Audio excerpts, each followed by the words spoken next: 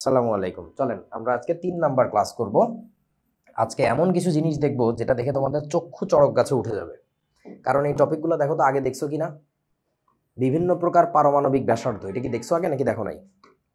না ভাই, আগে দেখা হয়নি। দেখা হয় নাই, কিন্তু আগে আমরা পারমাণবিক ব্যাসার্ধ শব্দটাকে অনেকবার ব্যবহার করছি না, যে এর পারমাণবিক ব্যাসার্ধ হচ্ছে ওটা বড় ছোট, কালকেও তো করছি। কিন্তু আজকে দেখবা সচরাচর যেটা মুখ দিয়ে টাস করে বলে দেই এর মধ্যেও কত কাহিনী আছে। আচ্ছা, তার আগে আমাকে একটু বল, তোরা কেউ নাম শুনছিস লাইন্স প্ল্যান, বডি প্ল্যান? শোনো নাই মনে হয়। বডি প্ল্যান শুনছি, আচ্ছা, লাইন্স প্ল্যান শুনি না। জেনারেল অ্যারেঞ্জমেন্ট নাম শুনছো? জিএ প্ল্যান শোনো নাই? তোমরা একটা জিনিস হয়তো বা শুনছো, জাহাজের ডিজাইন শুনছো না? জি ভাইয়া। তোমরা হইলে কতগুলো ব কলম অশিক্ষিত, এই কারণে তোমরা বোঝো জাহাজের ডিজাইন করে। আরিফ ভাই কি বলছো? ওই জাহাজের ডিজাইন করে শিখছে। তোমার কাছে যেটা সহজ একটা শব্দ জাহাজের ডিজাইন, এর মধ্যে যে কত গভীর বিষয়ে জড়িত তোমরা বুঝবা না। লাইন্স প্ল্যান, বডি প্ল্যান আমাদের একটা বিশেষ ধরনের জাহাজের ডিজাইন। মানে সব জাহাজেরই লাইন্স প্ল্যান, বডি প্ল্যান থাকে, জেনারেল অ্যারেঞ্জমেন্ট থাকে। তো এক একটা ডিজাইন দেখাইলে, যেমন ধরো লাইন্স প্ল্যান তোমার দেখাইলে তুমি বলবা যে এই কেমনে জাহাজ, ওইটাই জাহাজ, তুই বুঝতেছিস না। আরও সহজে বলি, ধরো তুমি একজন সিভিল ইঞ্জিনিয়ারকে যাই বললে আমার বাড়ির ডিজাইনটা দেখেন তো। তোমার কাছে বাড়ির ডিজাইন মানে সুন্দর ঘর, চাল, ফ্লোর এগুলো আঁকা থাকবে, কলাম বিম থাকবে। সিভিল ইঞ্জিনিয়ার তোমারে বলবে যে বাড়ির কনক্রিট ডিজাইনটা দেন, স্ট্রাকচারাল ডিজাইনটা দেন। তুমি এরকম বই চাই থাকবে এইসব কি বলতেছে। মানে ধরো স্ট্রাকচারাল ডিজাইন যেটা, ওইটাতে খালি রডের সাইজ লেখা থাকে। সত্যি কথা যেটা, যে কলাম এত ফ্লোর বরাবর এই সাইজের রড ইউজ করতে হবে, ওই বিমে এই সাইজের রড দিতে হবে, এই এতগুলা টাইবার থাকবে, এছাড়া আর কিছু থাকে না। তুই এটা দেখে বলবি এই সব লেগে টেকে রাখছে, এটা ডিজাইন বলে, এটা ওইটাই ডিজাইন। তোমরা কি বুঝছো আইডিয়াটা? ব্যাপারটা কোঅর্ডিনেট লাগে না, ডিস্টেন্স থাকে, যে কত ফিট ডিস্টেন্সে, কত ইঞ্চি ডিস্টেন্সে এরকম থাকবে আর কি। মানে সব কিছু মোট কথা আলটিমেটলি দেখবি লেখালেখি করা, বাট ওইটা তারা বলতেছে ডিজাইন। তারপরে ধরো প্লাম্বিং ডিজাইন থাকতে পারে, যে বাড়ির পাইপ লাইনগুলো কোত্থেকে যাবে, হ্যাঁ, স্যানিটারি পাইপের লাইন, খাবার পানির লাইন, অন্য কোনো লাইন থাকলে কেমনে যাবে, সেটার মধ্যে দেখবে খালি 5 আর 5, বাড়ির কিছু নাই ওর মধ্যে। সো ব্যাপারটা এরকম, যে পারমাণবিক ব্যাসার্ধ বলে যে তুমি টার্মটা বলতেছো, পারমাণবিক ব্যাসার্ধের একটু গভীরে ঢুকলে দেখবে এখানে অনেক রকমের ব্যাসার্ধ হইতে পারে। সো ওইটা নিয়ে কথাবার্তা বলবো। কর্ণ সম্পর্ক, এটা তোমাদেরকে এসএসসি 25 এন্ড গেমে আমি দেখাইছি, মনে পড়ে আপনাদের? কারোর মনে নাই? হালকা, ওই হালকা হালকা জিনিসটা আজকে ভারী হয়ে যাবে। কর্ণ ইংরেজি কি বলো? কর্ণ বললো না যে ইয়ার না, ডায়াগোনাল। সো এটার নামটা লিখে দিচ্ছি, কারণ গুগল সার্চ করে যেন শিখতে পারো আরও অনেক কিছু। এবং এটা নিয়ে আমাদের বইতে খুব হালকাভাবে কোনো রকমের ধোঁয়াশা দিয়ে ছেড়ে দিছে, ওটা আমি একটু চেষ্টা করবো গভীরে নেওয়ার। আচ্ছাদন ফলটা আগে শুনছো না?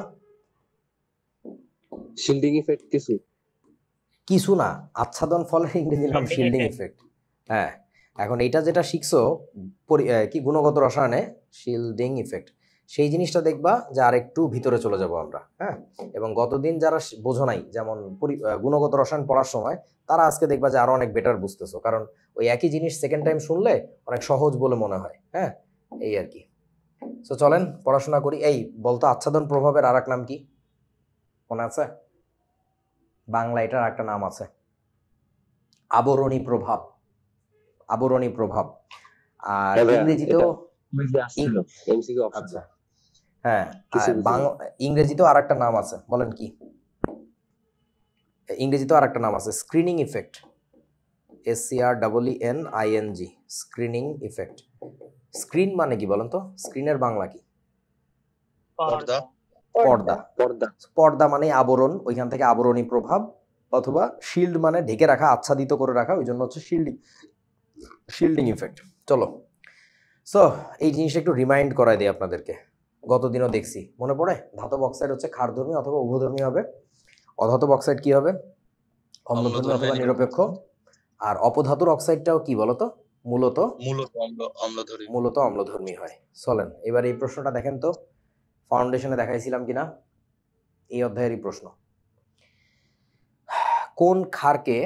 ল্যাবরেটরিতে কোন ক্ষারকে কাচের পাত্রে সংরক্ষণ না করে প্লাস্টিকের পাত্রে সংরক্ষণ করা হয়? মনে করে দেখেন কোন ক্ষার, এরকম কে আছে?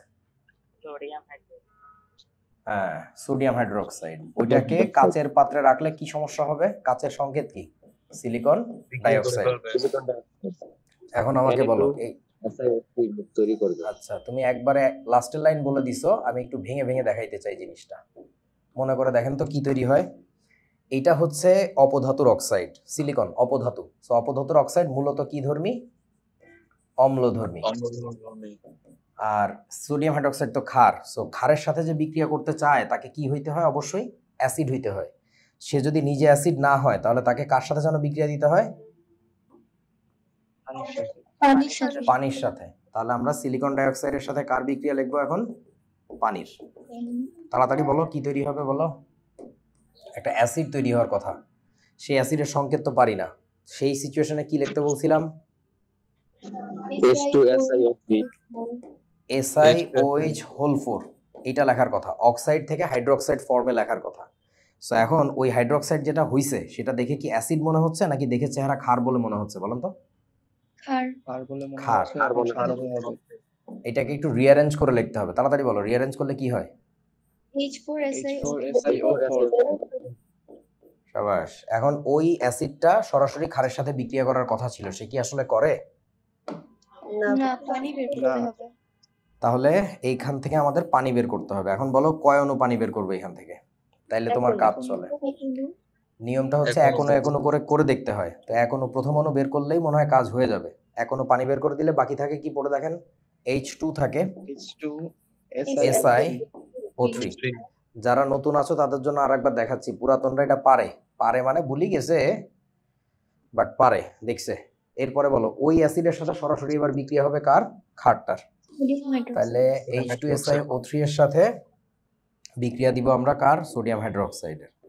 বলেন এই বিক্রিয়া এবার কি সিস্টেমে করব? Sodium Na2SiO3। কেন করতেছো এটা? কারণটা কি?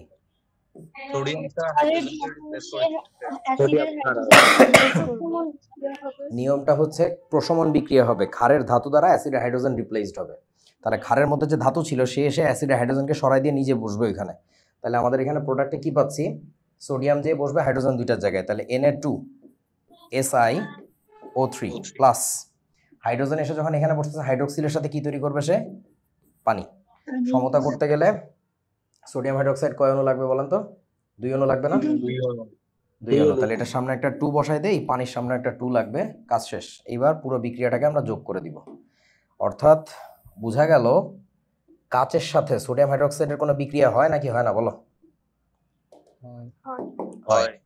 অর্থাৎ কাচকে খেয়ে ফেলবে, কাচকে ক্ষয় করে ফেলবে। এই জন্য আমরা কাচের পাত্রে সোডিয়াম হাইড্রোক্সাইডকে রাখতে পারবো না। তো এইবার বিক্রিয়া যোগ করতে গেলে আমাদের একটু কাটাকাটি করা লাগবে। এই পুরো বস্তুটার সাথে এইটা কেটে যাচ্ছে কেন বুঝছেন তো? ওইটা তৈরি হয়েছিল বাট খরচ হয়ে গেছে। আবার এইখানে যেটা তৈরি হয়েছিল সেটাও কেটে যাবে কার সাথে? এইটার সাথে। আর কিছু কি কাটে দেখেন তো? পানি কাটে। পানি কাটে, কি সুন্দর একটা কথা, পানি কাটে। এই পানি কি কাউরে কাটে? পানি নরম সুন্দর একটা জিনিস। স্পিড বাড়লে কাটে। সবাই গুগল সার্চ করে দেখবা, মজার ভিডিও। ইউটিউবে সার্চ দিলে আরো ভালো পাবা। পানি দিয়েও কাটা যায়। পানিকে যখন এক্সট্রিম হাই প্রেসারে চিকন একটা নজলের ভিতর দিয়ে আমরা প্রেরণ করি, ওইটার সামনে আঙ্গুল পাতায় দেওয়ার সাহস কেউ করে দেখো। লোহা থেকে শুরু করে মেটালই কাটে দেয়। কি মেটাল? আরে কি মেটাল? পাথর কাটে বেটা, এটা দিয়ে অশিক্ষিত দল পাথর কাটে। বোঝো সান্দু, ইঞ্জিনিয়ারিং পড়ো, মজা আছে।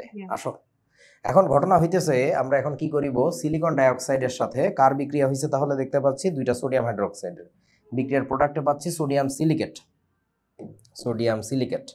সাথে আরো কি তৈরি হয়েছে দেখেন তো? পানি তৈরি হয়েছে এক অণু। এই যে, অর্থাৎ কাচের পাত্রে আমরা এই বস্তু রাখতে পারবো না। কাচের পাত্রে রাখলে বিপদ আছে, কাচকে খেয়ে ফেলতেছে, কাচকে ক্ষয় করে ফেলতেছে। কাচের পাত্রে যদি কখনো রাখিও তখন একটা সাবধানতা অবলম্বন করতে বলছিলাম, কার মনে আছে?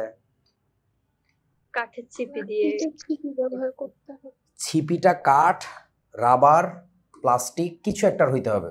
ছিপিটাও যদি কাচের হয় তাহলে বিপদ আছে। মানে ব্যাপারটা বোঝো। তোমার এই পাত্রে সোডিয়াম হাইড্রোক্সাইড রাখা ছিল, এখান থেকে তুমি কিছু ঢালতেছো, ঢালার সময় কি মুখ বরাবর লেগে আছে না?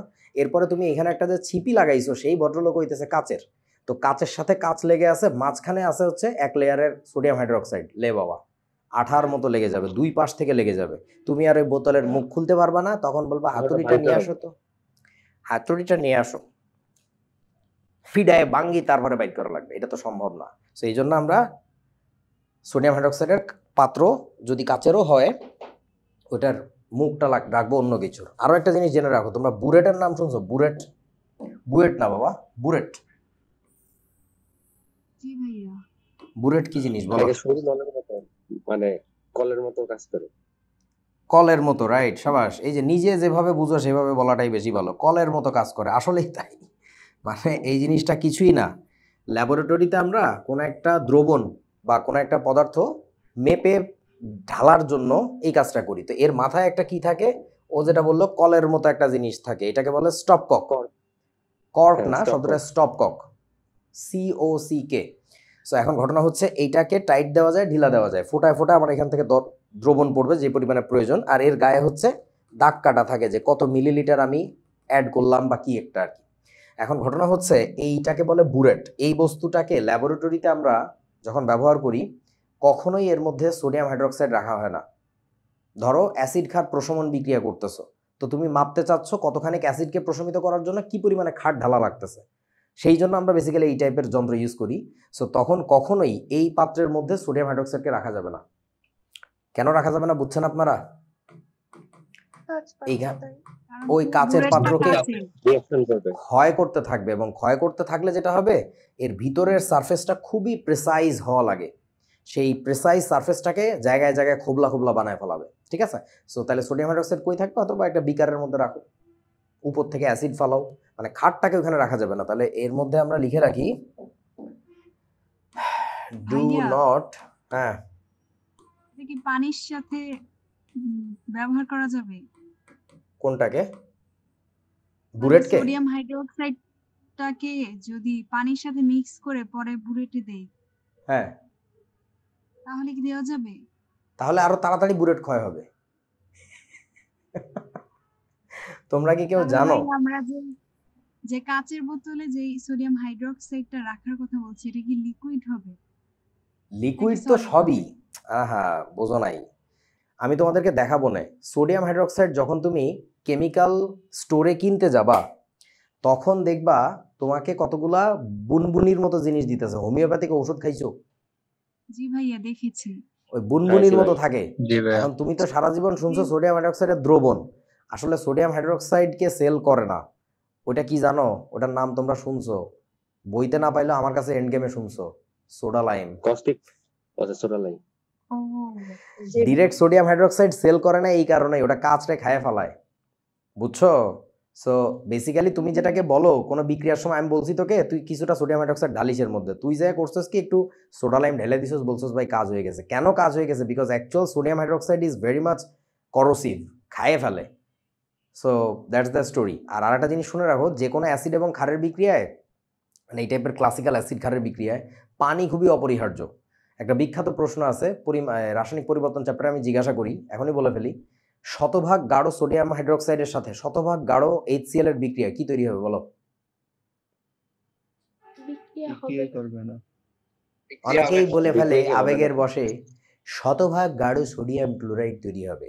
আসলে এখানে কিছুই হবে না, কারণ অ্যাসিড এবং ক্ষার দুইজন বিক্রিয়া করার জন্যই প্রথমে কি হইতে হয়? আয়নিত হইতে হয়, পানি লাগবেই না, বিয়োজিত হইতে হবে। সো বিয়োজিত হওয়ার জন্য, হ্যাঁ, জলীয় দ্রবণ আমরা এই কারণেই বলি আর কি, হ্যাঁ, যে বিয়োজিত হওয়া লাগে। পরে অবশ্য যায় দেখবা যে জলীয় দ্রবণ ছাড়াও অন্য কাহিনীও হয়। যাই হোক, মানে মোট কথা পানি লাগে। যেমন এখানেই পানির সোর্সটা কোথা থেকে আসবে তুমি যদি পানি না দাও? ভাইয়া, সোডা লাইমটা কি বুরেটে ব্যবহার করা যাবে? যাবে, যাবে, ক্ষতি হবে না বা কম ক্ষতি হবে, বেসিক্যালি হয় না। কি বুঝি নাই? মানে পরিমাপে কোনো সমস্যা হবে? মানে না না না, পরিমাপে সমস্যা বলতে হ্যাঁ ডেফিনেটলি পিওর সোডিয়াম হাইড্রোক্সাইডের হিসাব নিকাশ যেমন হবে, তার মধ্যে সোডালে এই ক্যালসিয়াম অক্সাইড মিশানো, ওটা তো হিসাব নিকাশ একটু আলাদা হবে, ওইটাও কনসিডার করা লাগবে। ওই তখন অনেক জটিল হয়ে যায়, এই কারণে আমরা করি না। এই কারণে আমরা পিওর সোডিয়াম হাইড্রোক্সাইডই ব্যবহার করি, কিন্তু এর মধ্যে রাখি না, না রাখি বেটার। হ্যাঁ, রাখবো টেম্পোরারিলি কিছুক্ষণের জন্য, ওইটার জন্য বিকারে রাখি। বুলেটের মধ্যে তো অনেকক্ষণ থাকবে, মানে বুলেটের ব্যাপারটা বুঝছস তো, এরকম একটা টিউব লম্বা এরকম মোটা গোটা থাকে, ওর মধ্যে মানে স্টোর করে থুয়ে দেয়, ওইখানেই থাকে, যার লাগে ওইখান থেকে একটু খুলে নিয়ে খায় মানে ইউজ করে। বুঝছিস কি আমার কথা? বোঝা না? জি ভাইয়া। ওকে বুঝতে পারছি। চলেন। সিলিকন অক্সাইডের পানির বিক্রিয়াটা কি পরীক্ষার খাতে দেখাবো? এটা তো আপনি বলছিলেন হয় না, মানে জোর এটা করে বিক্রিয়ার, হ্যাঁ রাইট, বিক্রিয়ার স্বার্থে লেখা। সো এই লাইনটা না লেখে, এই লাইনটা না লেখে, এইটা না লেখে, একবার এই লাইন লিখবা, তখনই তুমি অনুভব করবে আমি বাংলাদেশি, বাংলাদেশে থাকি। কিচ্ছু বোঝা লাগবে না, খালি মার নাম্বার দে, বুঝছো না? খালি নিচের লাইনটা মারবা, ঠিক আছে? বাট তুমি তো প্র্যাকটিস করে করে শিখে ফেলবা, ওই লেভেলের ওস্তাদ হইতে হবে। ধরো আমাকে যদি কেউ এই বিক্রিয়া লিখতে দেয়, ধর আমারে কেউ টেস্ট করতেছে, তোর কি মনে হয় আমি তার সামনে এগুলো লিখবো? আমি এগুলো লিখবো না তো, আমার মনের মধ্যে ওই লাইনগুলো চলবে, আমি জাস্ট ফাইনাল লাইনটা লিখে দিব। বোঝা না? বুঝছি জি ভাইয়া। ভাইয়া। চলো এখন ঘটনা হইতেছে, এই প্রশ্নের উত্তর দাও। ল্যাবরেটরিতে কোন অ্যাসিডকে কাঁচ পাত্রে রাখা হয় না? বলেন। একটা ক্ষার দেখলাম যাকে কাঁচ, হ্যাঁ মনে আছে, HF কে রাখা হয় না। কারণটা কি? HF এর সাথেও কাচের বিক্রিয়া হয়, SiO2। নর্মালি সব অ্যাসিড, সব ক্ষার, সব রাসায়নিক পদার্থকে আমরা কাচের পাত্রে রাখলেও এই দুইটা জিনিসের কথা একটু মাথায় রাখেন, এই অ্যাসিড আর এই ক্ষারটা, এই দুটাকে আমরা কাচের পাত্রে রাখবো না। বলেন এই বিক্রিয়া কি হয়, কার মনে আছে? SiF4 সিলিকন যে হাইড্রোজেনকে রিপ্লেস করে দিচ্ছে, তাহলে তৈরি হবে SiF কত 4, কারণ এখানে সিলিকনের যোজনী 4। কার বাচ্চা কান্দে পাশে, কেন এখানে বসে পড়িস, কেন একটু আলাদা জায়গায় যাস না? আচ্ছা বলো, প্লাস কি তৈরি হবে? হাইড্রোজেন এসে এখানে বসতেছে, তাহলে কি তৈরি হবে? পানি। সমতা করে ফেলি, ফ্লুরিন 4টা, তাহলে এখানে একটা 4 হবে। তারপরে আর কি লাগবে বলেন? আর কি লাগবে?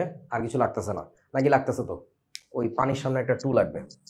আচ্ছা এখন পাত্রে যদি আরো বেশি অ্যাসিড থাকে, মানে অ্যাসিডের পরিমাণ যদি বেশি থাকে, তখন কি হয় বলছিলাম মনে আছে? SiF4 আরো একবার বিক্রিয়া করে, কার সাথে বলেন তো? ওই এক্সট্রা HF এর সাথে। এইটার সাথে বিক্রিয়া হইলে যেটা হয় সেটা হইলো বন্ধু, বলো কি হবে? H2 হাইড্রোফ্লুরোসিলিক acid. হাইড্রোফ্লুরোসিলিকিক অ্যাসিড। সিলিকিক না সিলিসিক, কোনটা? সিলিকিক। আচ্ছা ওকে। সো এখন ঘটনা হচ্ছে, এই বিক্রিয়াটা আমরা যদি যোগ করি তাহলে কি থাকে দেখো, SiF4 তৈরি হয়েছিল, এখানে আবার কেটে গেছে, এখানে একটা 2 হবে, তাহলে আমাদের ফাইনালি কি থাকে বলেন? আর কিছু কি কাটে? আর কিছু কাটতে দেখতেছি না। তাহলে 4টা HF, তার সাথে বিক্রিয়া হয়েছে কার? 4টা না তো, HF কয়টা টোটাল? 6টা না? এরা বুঝা না, এই বাবারা, 4 আর 2 কত? 6। 6টা, তাহলে 6টা HF, তার সাথে বিক্রিয়া হয়েছে আমাদের সিলিকন ডাইঅক্সাইডের, হইলো, হওয়ার পরে কি তৈরি হবে বলো? H2SiF6। এই তো শেষ। বুঝছো সান্দুরা? বুঝছে। ভাইয়া মজা। নিচের দুইটা SF কোথা থেকে আসলো? বললাম না, পাত্রে যদি আরো বেশি অ্যাসিড থাকতো, যদি থাকে তাহলে এই বিক্রিয়াটা, মানে এই উৎপন্ন প্রোডাক্টের সাথে আরেকবার বিক্রিয়া হবে। যদি বেশি অ্যাসিড না থাকে, অল্প অ্যাসিড থাকে, তখন আর এই নিচের লাইনটা ঘটে না, বুঝছেন? ওকে, আর এইটা একটা বিক্রিয়ার বিশেষ একটা মজার আইডিয়া, এটা জেনে রাখুন, নবগোপাল স্যার শিখাইছিল। কোনো বিক্রিয়ক যদি বেশি থাকে, ও হচ্ছে 2বার বিক্রিয়া করে, মূল বিক্রিয়কের সাথে একবার, উৎপন্ন হওয়া প্রোডাক্টের সাথে আর একবার। এইটা এখন আর লাগে না, এখনকার সিলেবাসে গ্রুপ কেমিস্ট্রি নাই তো, কেমিক্যাল রিয়াকশনই কেউ পারে না, 2-1টা দেখাই, দেখলে হাস্যকর লাগে, কি বাচ্চা বাচ্চা জিনিস। তোমাদেরকে এই ভিডিওটা আমি কখনো দেখাইছি? না ভাই। জি তোমরা ভাইয়া এন্ড গেমে দেখাইছেন। Breaking bad. হ্যাঁ, ব্রেকিং ব্যাডের এই সিনটা এন্ড গেমে দেখাইছিলাম নাকি HSC 26 কে দেখাইছিলাম? আমাদেরকে এন্ড গেমে দেখাইছেন। ও তাহলে তো তোমরা জানোই, তাহলে তো আর বেশি কিছু বলার নাই। তাহলে এই ভিডিওটা আবার দেখে নিবা, আমি লিখে দিচ্ছি, কি লিখে সার্চ করবা ইউটিউবে, breaking bad acid scene, acid scene, SCENE। মানে একটু সংক্ষেপে গল্পটা বলে দেই, যারা জানো না, দেখো নাই, এটা হচ্ছে জেসি পিঙ্কম্যান, মানে এটা একটা টিভি সিরিজের পার্ট আর কি। জেসি পিঙ্কম্যান হচ্ছে এক গাধা তোমাদের মতোই, আর তার সাথে ব্যবসা চলে আর একজন ভদ্রলোকের, আমার মতো, তার নাম হচ্ছে ওয়াল্টার হোয়াইট থাকে। সো সে হচ্ছে কেমিস্ট্রি প্রফেসর, তো অনেস্ট মানুষ, কিন্তু তার নিজের ক্যান্সার, তার ছেলেটা প্রতিবন্ধী, বউটা ছোট একটা চাকরি করে, সে আর্থিক সংকটে পড়ে যায়। তো বাই দা বাই এক সময় এই ছাত্রকে খুঁজে পায়, সে হচ্ছে পুলিশের কাছে ধাওয়া খায়। তারপর কথাবার্তা যখন হয়, জানতে পারে যে তার ছাত্র যে কেমিস্ট্রিতে কোনোদিন পাশ করতে পারে নাই সে হচ্ছে মাদকের ব্যবসা করে, ডিলার। তো কিসের মাদক জিজ্ঞেস করে, কোনটা নিয়ে কাজ করো, পরে বলে যে কোনটা বলেন তো, মনে আছে আপনাদের? Crystal methamphetamine. মিথাইল অ্যামফেটামিন, মানে যেটা বেসিক্যালি বাংলায় আমরা বলে থাকি ইয়াবা। তো এটা শুনে ওই ওয়াল্টার হোয়াইট খুব অবাক হয় যে তোমরা এই জিনিস কই পাও? তো বলে এই রে বানায়, কে বানায়, আমরা জাস্ট সেল করি। তো পরে সে একটা স্যাম্পল দেখে বলে এ তো খুবই থার্ড ক্লাস গ্রেডের, মানে এটা তো কোয়ালিটি খুবই খারাপ। তখন ওয়াল্টার হোয়াইট বলে যে খাবেই যখন পাবলিকে টাকা দিয়ে, ভালো জিনিসই খাক, যেটা খাইলে শরীরে পার্শ্ব প্রতিক্রিয়া হবে না। তো ভালো কেমিক্যালস দিয়ে যদি প্রপার প্রসেসে বানানো হয় তাহলে তো আর ওইরকম ক্ষতি হবে না। মাদক মানেই ক্ষতিকর, কথা সত্য, বাট একটা ব্যাপার আছে না, তোরা আমার কথা মনে হয় বুঝোস নাই। তো তখন জেসি পিঙ্কম্যানের সাথে তার একটা ডিল হয়, আমি বানাবো তুমি বেচবা। তোমরা আবার কেউ এই অফার আমারে দিও না যে ভাই আপনি বানায় দেন, আমরা বেচতেছি।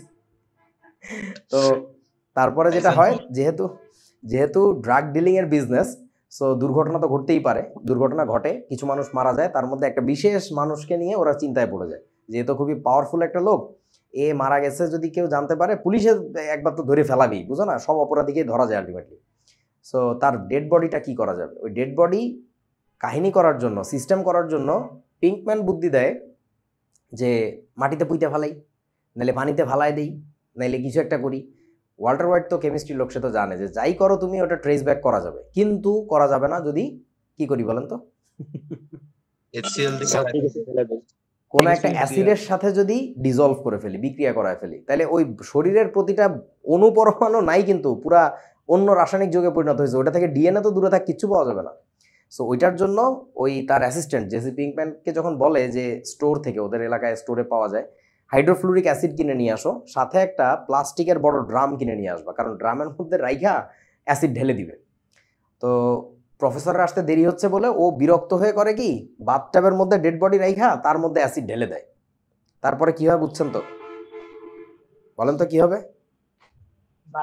বাচ্চা ভেঙে চুরে পড়বে। তার কারণ বাথটাব হচ্ছে সিরামিকের, ceramic is a kind of glass. So HF একটু আগে দেখছিলাম কার সাথে বিক্রিয়া করে বলেন তো, কাচের সাথে বিক্রিয়া করে। সো এই সিরামিকটাকে গলাইছে, কনক্রিটকে গলাইছে, গলায় ছাদ টাদ শুদ্ধা ভেঙে চুরে পড়ে গেছে। সো এই জন্য বলা হয় ওস্তাদের কথা না শুনলে যেটা হয়। তোদেরকে আমি এরকম অনেক ছোট ছোট ছোট ছোট কিছু উপদেশ দেই, এটা এইভাবে করবি, ওটা কিন্তু করিস না, এটা কিন্তু করবি। ওই পিচ্চি জেসি পিঙ্কম্যান চেইতা যায় প্রফেসরের উপরে যে তোমার কি দরকার ছিল আমার একটা ড্রাম কেনানোর জন্য এত প্যারা দেওয়ার, ড্রাম তো লাগে না, আমি তো সিস্টেম করে ফেলছি। প্রফেসর কয় কি সিস্টেম করছো? কয় বাথটাবের মধ্যে মারি দিছি। কয় কি? ওই কি বলতে বলতে দেখে দুরুম করে ভেঙে চুরি পড়ে গেছে। সো ছোট একটু সোরামি করতে যায়, সোরামি বুঝো না, শর্টকাট চিপা রাস্তা বাইর করতে যায়, কত বড় একটা ধরা খেয়ে গেল। সো এই টিভি সিরিজগুলা, নাটক, সিনেমা যে আমি দেখতে বলি ভালো ভালো কন্টেন্ট, বাংলা ইন্ডিয়ান এইগুলো না, মানে যথেষ্ট ভালো জিনিস আছে আর কি হলিউডের, সব আবার হলিউডের ভালো না। আমি এগুলো দেখতে বলি তার কারণটা হচ্ছে তোমাকে ড্রাগ ডিলিং বিজনেস শেখানোর জন্য না, এই ডার্ক কেমিস্ট্রি শেখানোর জন্য না, এইটা শেখানোর জন্য যে জীবনে আসলে সিনসিয়ারিটির কি প্রয়োজন, বুঝেছো? সেগুলো দেখো, ভালো ভালো জিনিস দেখো, ভালো কিছু শিখতে পারবা। ওকে, সো ওই এইচএফ এর একটা মজার ব্যাপার বলে দিলাম। আচ্ছা, তোমরা এই ইউটিউবে ব্রেকিং ব্যাড এইচএফ সিন লিখলেও হবে, এইচএফ সিন, এইচএফ হাইড্রোফ্লুরিক অ্যাসিড সিন, এইভাবে লিখলেও প্রচুর ভিডিও পাবা, দেখে নিও আর কি।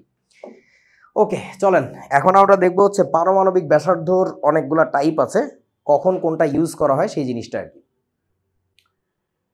সমযোজী ব্যাসার্ধ নাম শুনেছ মনে হয় কেউ কেউ, ভ্যান্ডারওয়াল ব্যাসার্ধ, ধাতব ব্যাসার্ধ হচ্ছে আয়নিক ব্যাসার্ধ, পুরা দুই পাশে দুটো অপোজিট জিনিস রাখা।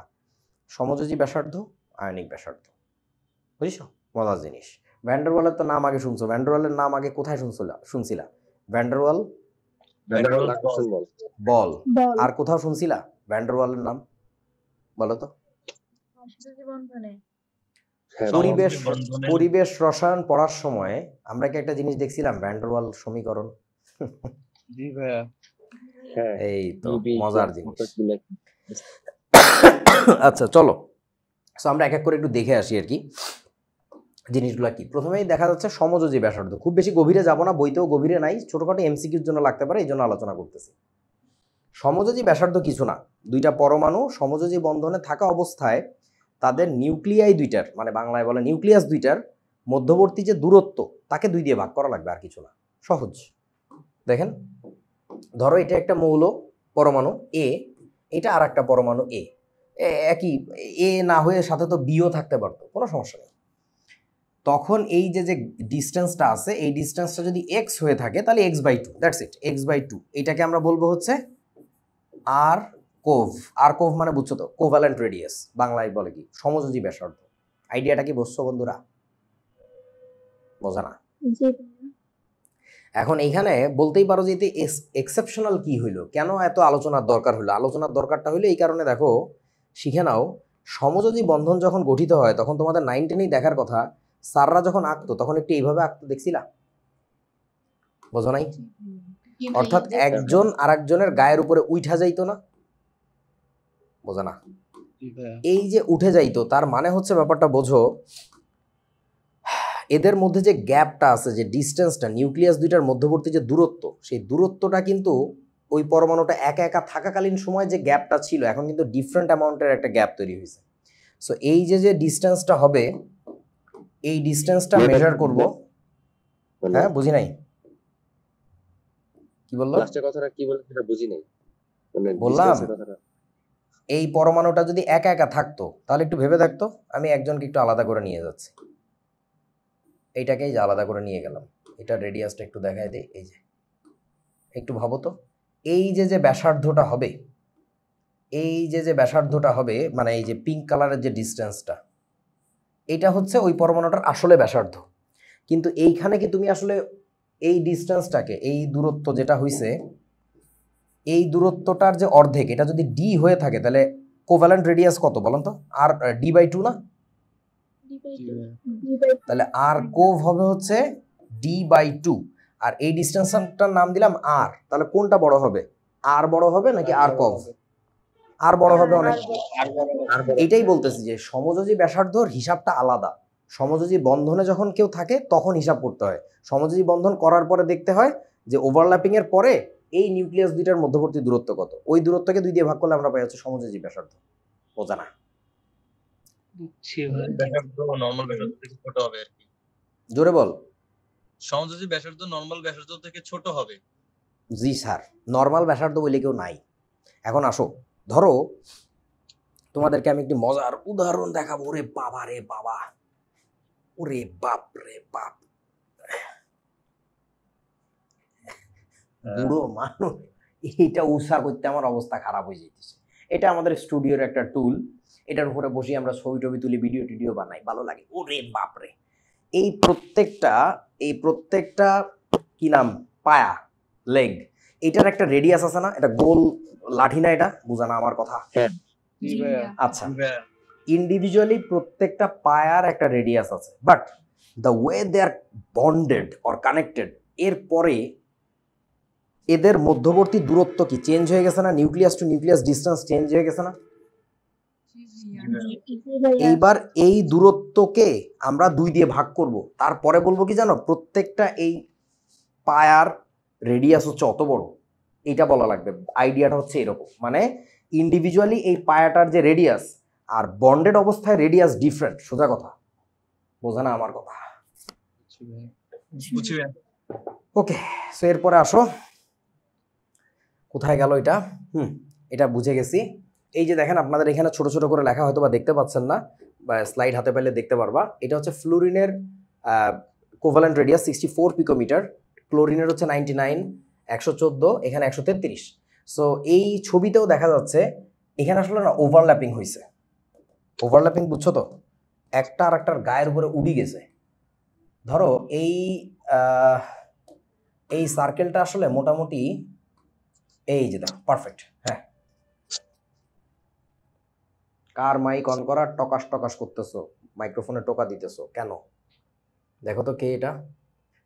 আচ্ছা, সো এই একটা ব্যাপার গেল, এইটা একটা, আর এই পাশে দেখেন আর একটা পরমাণু এরকম। তোমরা ছবিটা হাতে পাইলে তোমরা কি দেখতে পাচ্ছ? আমি পারফেক্টলি ওর গা দিয়ে সার্কেল আঁকছি, বুঝছো? দেখা কি যাচ্ছে? ডিফারেন্ট কালার দিলে কি আরো ভালো দেখা যায়? তো ব্ল্যাক দিলে আরো ভালো দেখা যায়, দেখেন তো, তাই না? জি ভাইয়া। আচ্ছা, তার মানে দেখেন মাঝখানে অনেকটা জায়গা কিন্তু ওভারল্যাপে খেয়ে গেছে। এই যে এত বড় একটা জায়গা, বাংলাদেশের মানচিত্র হয়ে গেছে, সরি কি পতাকা হয়ে গেছে। এই যে দেখো এত বড় একটা জায়গা ওভারল্যাপ করছে। সো দ্যাটস দ্য স্টোরি, যে কোভ্যালেন্ট রেডিয়াস সবসময় বেশ ছোট আসে আর কি। এরপরে চলেন ভ্যান ডার ওয়ালস ব্যাসার্ধ। এইটার কথা একটা জিনিস কেউ বলে না, আমি জাস্ট সোজা কথায় খাস বাংলা একটা কথা বলে দিই। সেটা হচ্ছে এইটা মূলত অণু মধ্যবর্তী দূরত্ব বের করে, অণু মধ্যবর্তী দূরত্ব নির্দেশ করে। অণু মধ্যবর্তী দূরত্ব মানে বুঝিছো, দুইটা পাশাপাশি অবস্থিত অণুর মধ্যবর্তী দূরত্ব কত। আমি একটা স্লাইড রাখতে বলছিলাম, এখানে রাখে নাই, আমি একটু ছবি এঁকে দিই। ধরো এই একটা পরমাণু দেখা যাচ্ছে, হ্যাঁ, আর সাথে এই একটা পরমাণু। তো এটা সিম্পল একটা হিসাবে দেখাচ্ছি, ধরো এটা হাইড্রোজেন পরমাণু ছিল সেইভাবে বলতেছি। সো এইটা একটা এইচ, এইটা একটা এইচ, এই দুইটা পরমাণু যে বন্ডেড, এর ফলে কি তৈরি হয়েছে বলেন তো আমাকে একটু, এই পুরাটা কি হয়েছে, একটা অণু হয়েছে। এখন এই অণুর পাশে আর একটা সিমিলার অণু থাকতে পারে না, এই জায়গায় একটা থাকতে পারে, এই জায়গায় একটা থাকে, কত জায়গায় কত ভাবে থাকতে পারে, বুঝেছো? মানে এটা পুরাটা ধরো হাইড্রোজেনের গ্যাসের পাত্র, বুঝছিস রে বাবা? বোঝা না কেউ?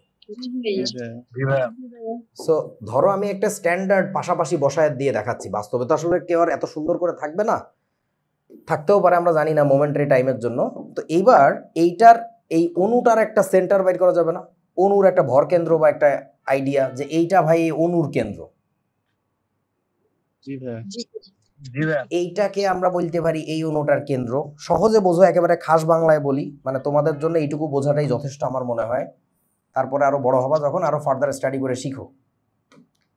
এইখানে এটা থাকলো, এইখানে এটা থাকলো, এই সান্দ দুইটার মধ্যবর্তী যে দূরত্ব, বুঝলে,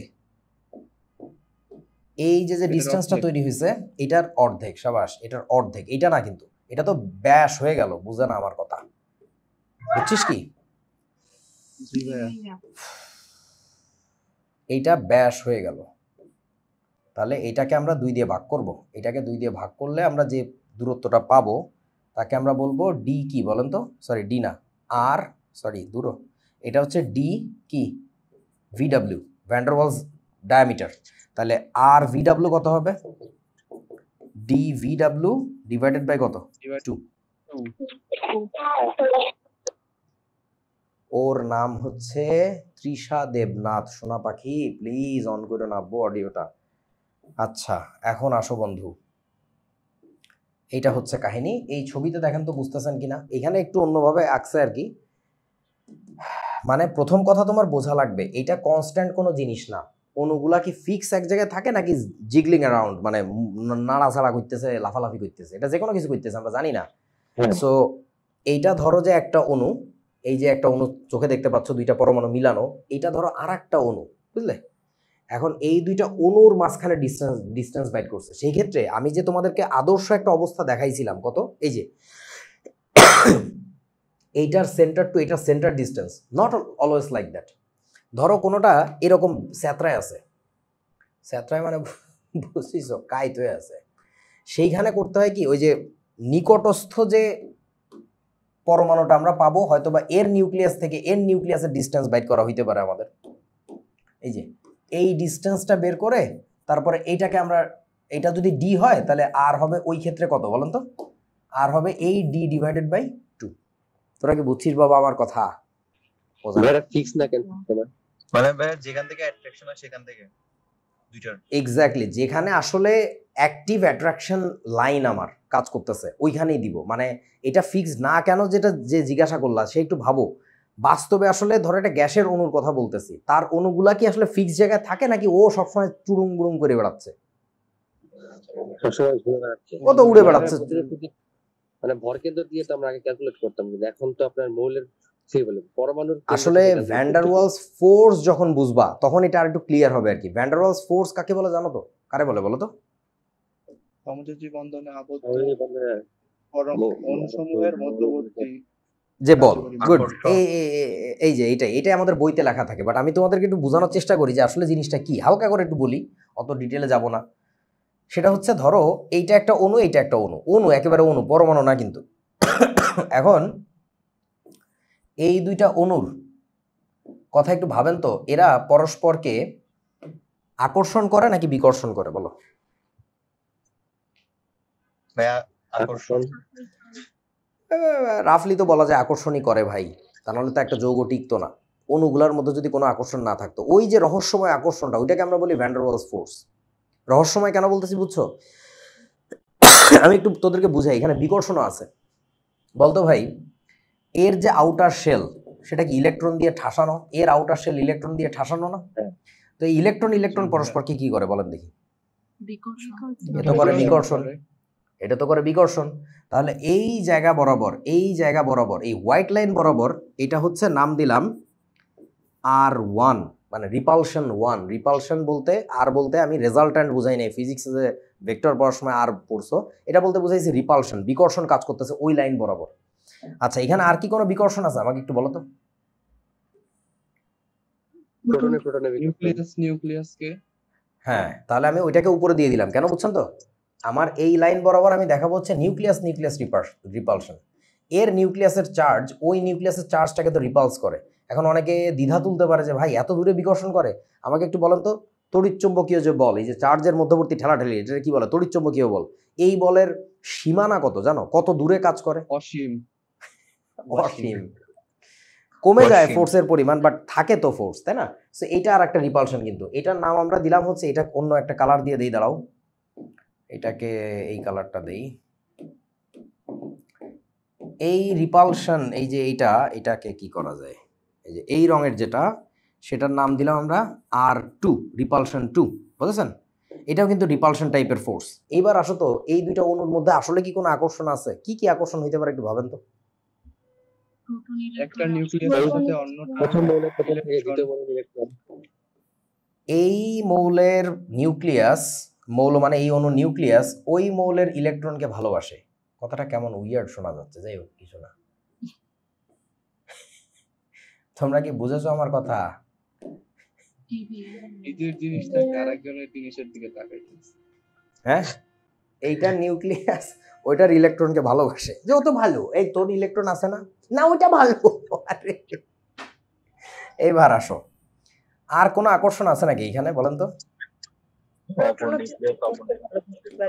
নিজের ইলেকট্রনের প্রতি নিজের প্রোটন। এই নিউক্লিয়াস আবার কিন্তু দেখো কি করে বলো তো? অপর ইলেকট্রনের সাথে আকর্ষণ। ওই প্রোটনের প্রতি আকর্ষণ দেখায়। সো তাহলে এখানে আবার আরো দুইটা বস্তু তৈরি হয়েছে। তাহলে আমরা আরো দুইটা বস্তু লাগবে। এইটা একটা দিছিলাম ব্লু কালার, আর একটা দিছিলাম পিঙ্ক কালার। ওকে, এখন বলো এইটা কি? এই ব্লুটা কি ছিল? অ্যাট্রাকশন 1, এটা ছিল আমাদের attraction 2। Repulsive force, attractive force, তোরা কি বুঝছিস আমার কথা? All of them are vectors, direction আলাদা তো। সো ঘটনা হচ্ছে, তাহলে আমাদের এখানে নিট ফোর্স কি হবে বলুন তো? ইট force R1 + R2 + A1 + A2। R1 + R2 plus হচ্ছে A1 + A2, এবং এদের সবার সান্দির উপরে ভেক্টর সাইন না থাকলে মাইট দিবে ফিজিক্সের লোকজনরা আমাদেরকে। তো ব্যাপারটা হচ্ছে যে এই যে ফোর্সটা পাচ্ছ না, এই ফোর্সটাকে আমরা কি বলি জানো নাকি? এইটাকেই বলে van der Waals force. It is a vector বা linear combination of all the forces acting inside to molecules. বুঝছো কি আমার কথা? জি ভাইয়া। নিট যে বলটা কাজ করে। সো এখন ব্যাপারটা হচ্ছে, দেখো কেন আমরা ভ্যান ডার ওয়ালস রেডিয়াস বলতেছি, বুঝতে পারছেন আমি কেন বলছিলাম যে এই কথাটা কেউ স্পষ্ট করে কেন জানি বলে না, যে এটা আসলে অণু মধ্যবর্তী হিসাবটা করে, দুইটা মলিকিউলের মধ্যেকার হিসাবটা করে, পরমাণুর মধ্যে বেসিক্যালি এভাবে করে না আর কি। পরমাণুর মধ্যে হয়ে যাবে স্যাত্রা ব্যাত্রা সিচুয়েশনে হিসাব করলে ওটা আসবে আর কি, বাট বেসিক্যালি আইডিয়াল কেস চিন্তা করতে পারো এইটা, একেবারে পাশাপাশি সুন্দর করে যদি অবস্থান করে, এই আর কি। আচ্ছা, এরপরে চলেন। হ্যাঁ, এখানে আগের স্লাইডে গেলে ভালো হতো। এখানে প্রোটন আর ইলেকট্রনের আকর্ষণ না দেখিয়ে নিউট্রন আর ইলেকট্রনের আকর্ষণ দেখানো হয়েছে কেন? নিউট্রন কোথায় পাইলি বাবা? Sorry, nucleus. মানে নিউক্লিয়াসের আকর্ষণ বলতেই তো আসলে প্রোটনের আকর্ষণ, কারণ নিউট্রনের যে আকর্ষণ, মানে নিউট্রনের তো আকর্ষণ বলে কিছু থাকবে না এখানে, নিউট্রনের তো চার্জ নাই, এটা তো ইলেকট্রোস্ট্যাটিক ফোর্স, বোঝা না? চার্জবিহীন একটা জিনিস ইলেকট্রোস্ট্যাটিক ফোর্স কেমনে দেয়? ওকে, সো এরপরে চলো ধাতব ব্যাসার্ধ পড়ি আমরা এবার, ইংরেজিতে বলে মেটালিক রেডিয়াস। সো ধাতব ব্যাসার্ধ পড়ার আগে তোমাদের একটু মনে করে দেখো তো 9 10-এ ধাতব বন্ধন শিখছিলে কিনা? জি ভাইয়া, অল্প শিখছিলাম। হালকা ভাইয়া। হালকা শিখছিলা, এইখানেও শেখা লাগবে, বাট আর একটু গভীরে যেয়ে, বাট আজকে না, আজকে জাস্ট একটু মনে করে দেখো ধাতব খণ্ডে কি থাকে, অনেকগুলো ধাতুর পরমাণু এরকম স্ট্যাক করা থাকে, তাই না? জি হ্যাঁ। ভাইয়া, আর মুক্ত তারপরে কি হয় বলো, সবাই তাদের লাস্টের শেল থেকে ব্যালেন্স এক ইলেকট্রনগুলো মুক্ত হ্যাঁ। থাকে যে। যোজ্যতা স্তরের ইলেকট্রোডগুলো ছেড়ে দেয়। সোডিয়াম হইলে একটা করে ছাড়বে, পটাশিয়াম হইলে একটা করে ছাড়বে, ম্যাগনেসিয়াম হলে দুইটা করে ছাড়বে, অ্যালুমিনিয়াম হলে তিনটা করে ছাড়বে। যার লাস্টের শেলে যে কয়টা ইলেকট্রন আছে মোটামুটি দান খয়রাত করে দিবে। দান খয়রাত করার পরে কি হইলো, সবাই ক্যাটায়নে পরিণত হইলো না? জি এই ভাইয়া। ক্যাটায়নগুলো আমরা বলি পারমাণবিক শ্বাস বা কোর, অ্যাটমিক জি কোর। ভাইয়া। মুক্ত ইলেকট্রনটা কি করে মনে আছে? খণ্ডের বাইরে দিয়ে কমনলি ঘোরাফেরা করে। হ্যাঁ, তাহলে এবার একটু ভাবেন, সেটা হচ্ছে এই অবস্থায়, এই যে ধাতব বন্ধনের মধ্যে থাকা অবস্থায় প্রতিটা পাশাপাশি দুইটা পরমাণুর যে নিউক্লিয়ার ডিস্টেন্সটা, সেটাকে আমাদের কত দিয়ে ভাগ করা লাগবে বলেন তো? 2। 2 দিয়ে। দুই দ্বারা। এটাকে আমরা বলবো ধাতব ব্যাসার্ধ। এখানে সুন্দর ছবিতে দেখানো হয়েছে, আমার ছবি ভালো হয় নাই। এই যে ধরো এটা একটা ধাতুর খণ্ডে এইটা একটা কোন একটা ধাতুর পরমাণুর নিউক্লিয়াস, এটা আর একটা নিউক্লিয়াস। তো এই যে নিউক্লিয়াস ডিস্টেন্স বিটুইন 2 নিউক্লিয়াই, মানে প্লুরাল হচ্ছে নিউক্লিয়াই, এইটার এই ডিস্টেন্সটাকে হাফ করে দিতে হবে, half the distance between 2 nuclei, that's it, আর কিছু না। এখন এটা কেন স্পেশাল? বিকজ তোমাদের কি মনে আছে সোডিয়ামের রেডিয়াস যা হবে, সোডিয়ামের রেডিয়াসের নাম যদি দেই সোডিয়ামের ব্যাসার্ধ, এইটাকে যদি আমি ধরে নেই যে এক্স পিকোমিটার, তাহলে সোডিয়াম প্লাস এর ব্যাসার্ধ ধরে নেওয়া গেল কত বলো? ওয়াই পিকোমিটার যদি ধরে নেই। আমাকে এবার বলেন কোনটা বড় কোনটা ছোট? এক্স বড় নাকি ওয়াই বড় বলো? বড়। এক্স বড়। এক্স ডেফিনেটলি বড় হবে। সো বুঝতেই পারতেছো ধাতব বন্ধনের মাধ্যমে যুক্ত যে পরমাণুগুলো আছে, যে ধাতব পরমাণুগুলো আছে, তাদের প্রত্যেকটার ইন্ডিভিজুয়াল রেডিয়াস ডেফিনেটলি ছোট হয়। বোঝা না আমার কথা? বুঝছি ভাইয়া। তাহলে এখন বলেন তো, সাধারণ একটা পরমাণুর ব্যাসার্ধের চেয়ে ধাতব ব্যাসার্ধ যে ছোট হয়, আবার মনে আছে কি না কোন একটা সাধারণ পরমাণুর ব্যাসার্ধের চেয়ে তার সমযোজী ব্যাসার্ধও কিন্তু ছোট হয়। জি ভাইয়া। দুইটা ছোট হওয়ার কারণ কিন্তু একই না। সমযোজী ব্যাসার্ধ ছোট হওয়ার কারণ কি বলেন তো? এক শব্দ বলতে হবে, একটা শব্দ, কে পারবি? ওভারল্যাপ। সাবাস, Overlap।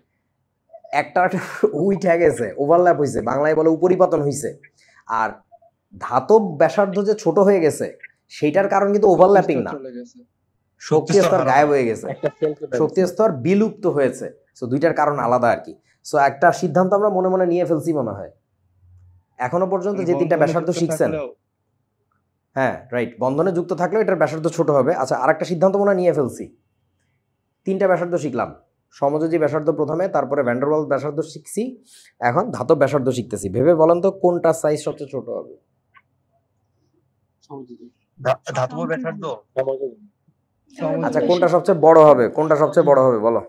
ভ্যান ডের ওয়ালস। এটাতে কারো দ্বিমত নাই তো? না ভাইয়া। না ভাইয়া। গুড, এইটুকু হইলেই হবে, মানে ওই কমন সেন্সটুকু না থাকলে সমস্যা। আচ্ছা, এবার আয়নিক ব্যাসার্ধ নিয়ে কথা বলে তারপরে ওই আলোচনায় যাই যে কে কার চেয়ে বড় হবে, কে কার চেয়ে ছোট হবে। ওইটুকু কথাই আমার বেসিক্যালি এমসিকিউতে লাগবে, এখান থেকে আর তেমন কোনো প্রশ্নই আসে না, কিছু লাগবেও না, বাট জেনে রাখো আর কি, শিখে রাখো জিনিসগুলো কি, সবাই মুখস্থই করে ওই একটা লাইন যে কি। হ্যাঁ, এটা কি? আয়নের। আমাদের নতুন টাইপিস্ট তো এই পাশেও অ্যানায়ন লেখছে, এই পাশে অ্যানায়ন লেখছে। আমি বারবার বলছি এক পাশে অ্যানায়ন এক পাশে ক্যাটায়ন লিখতে। আরে গরু রে, দাঁড়াও ঠিক করে নেই। আচ্ছা, তোমরা একটু ভাবো, ক্যাটায়ন বানানেও তো লাস্টে ন, তাই না? তোমরা একটু ভাবো, আয়নিক ব্যাসার্ধ বেসিক্যালি দুই প্রকার হবে, এটা কি বুঝতে পারতেছো? আয়নিক ব্যাসার্ধ দুই প্রকার হবে, এটা কি টের পাচ্ছেন আপনারা? ক্যাটায়নিক রেডিয়াস, আর একটা কি অ্যানায়নিক রেডিয়াস হবে না? আচ্ছা,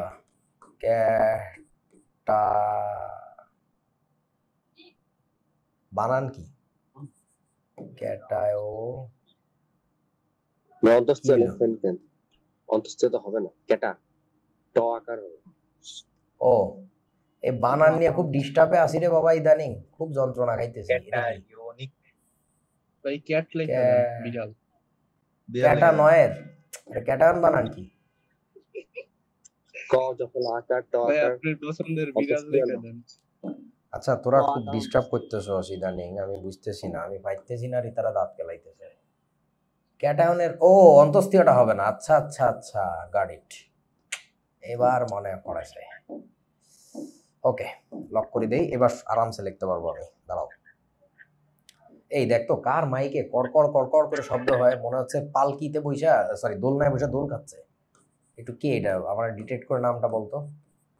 ক্যাটায়নের ব্যাসার্ধ, ক্যাটায়নের ব্যাসার্ধ মানে ক্যাটায়নিক রেডিয়াস বলে ইংরেজিতে। বলো, ঘটনা হচ্ছে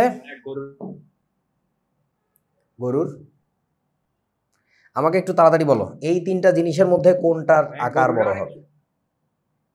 গরুটা অনেক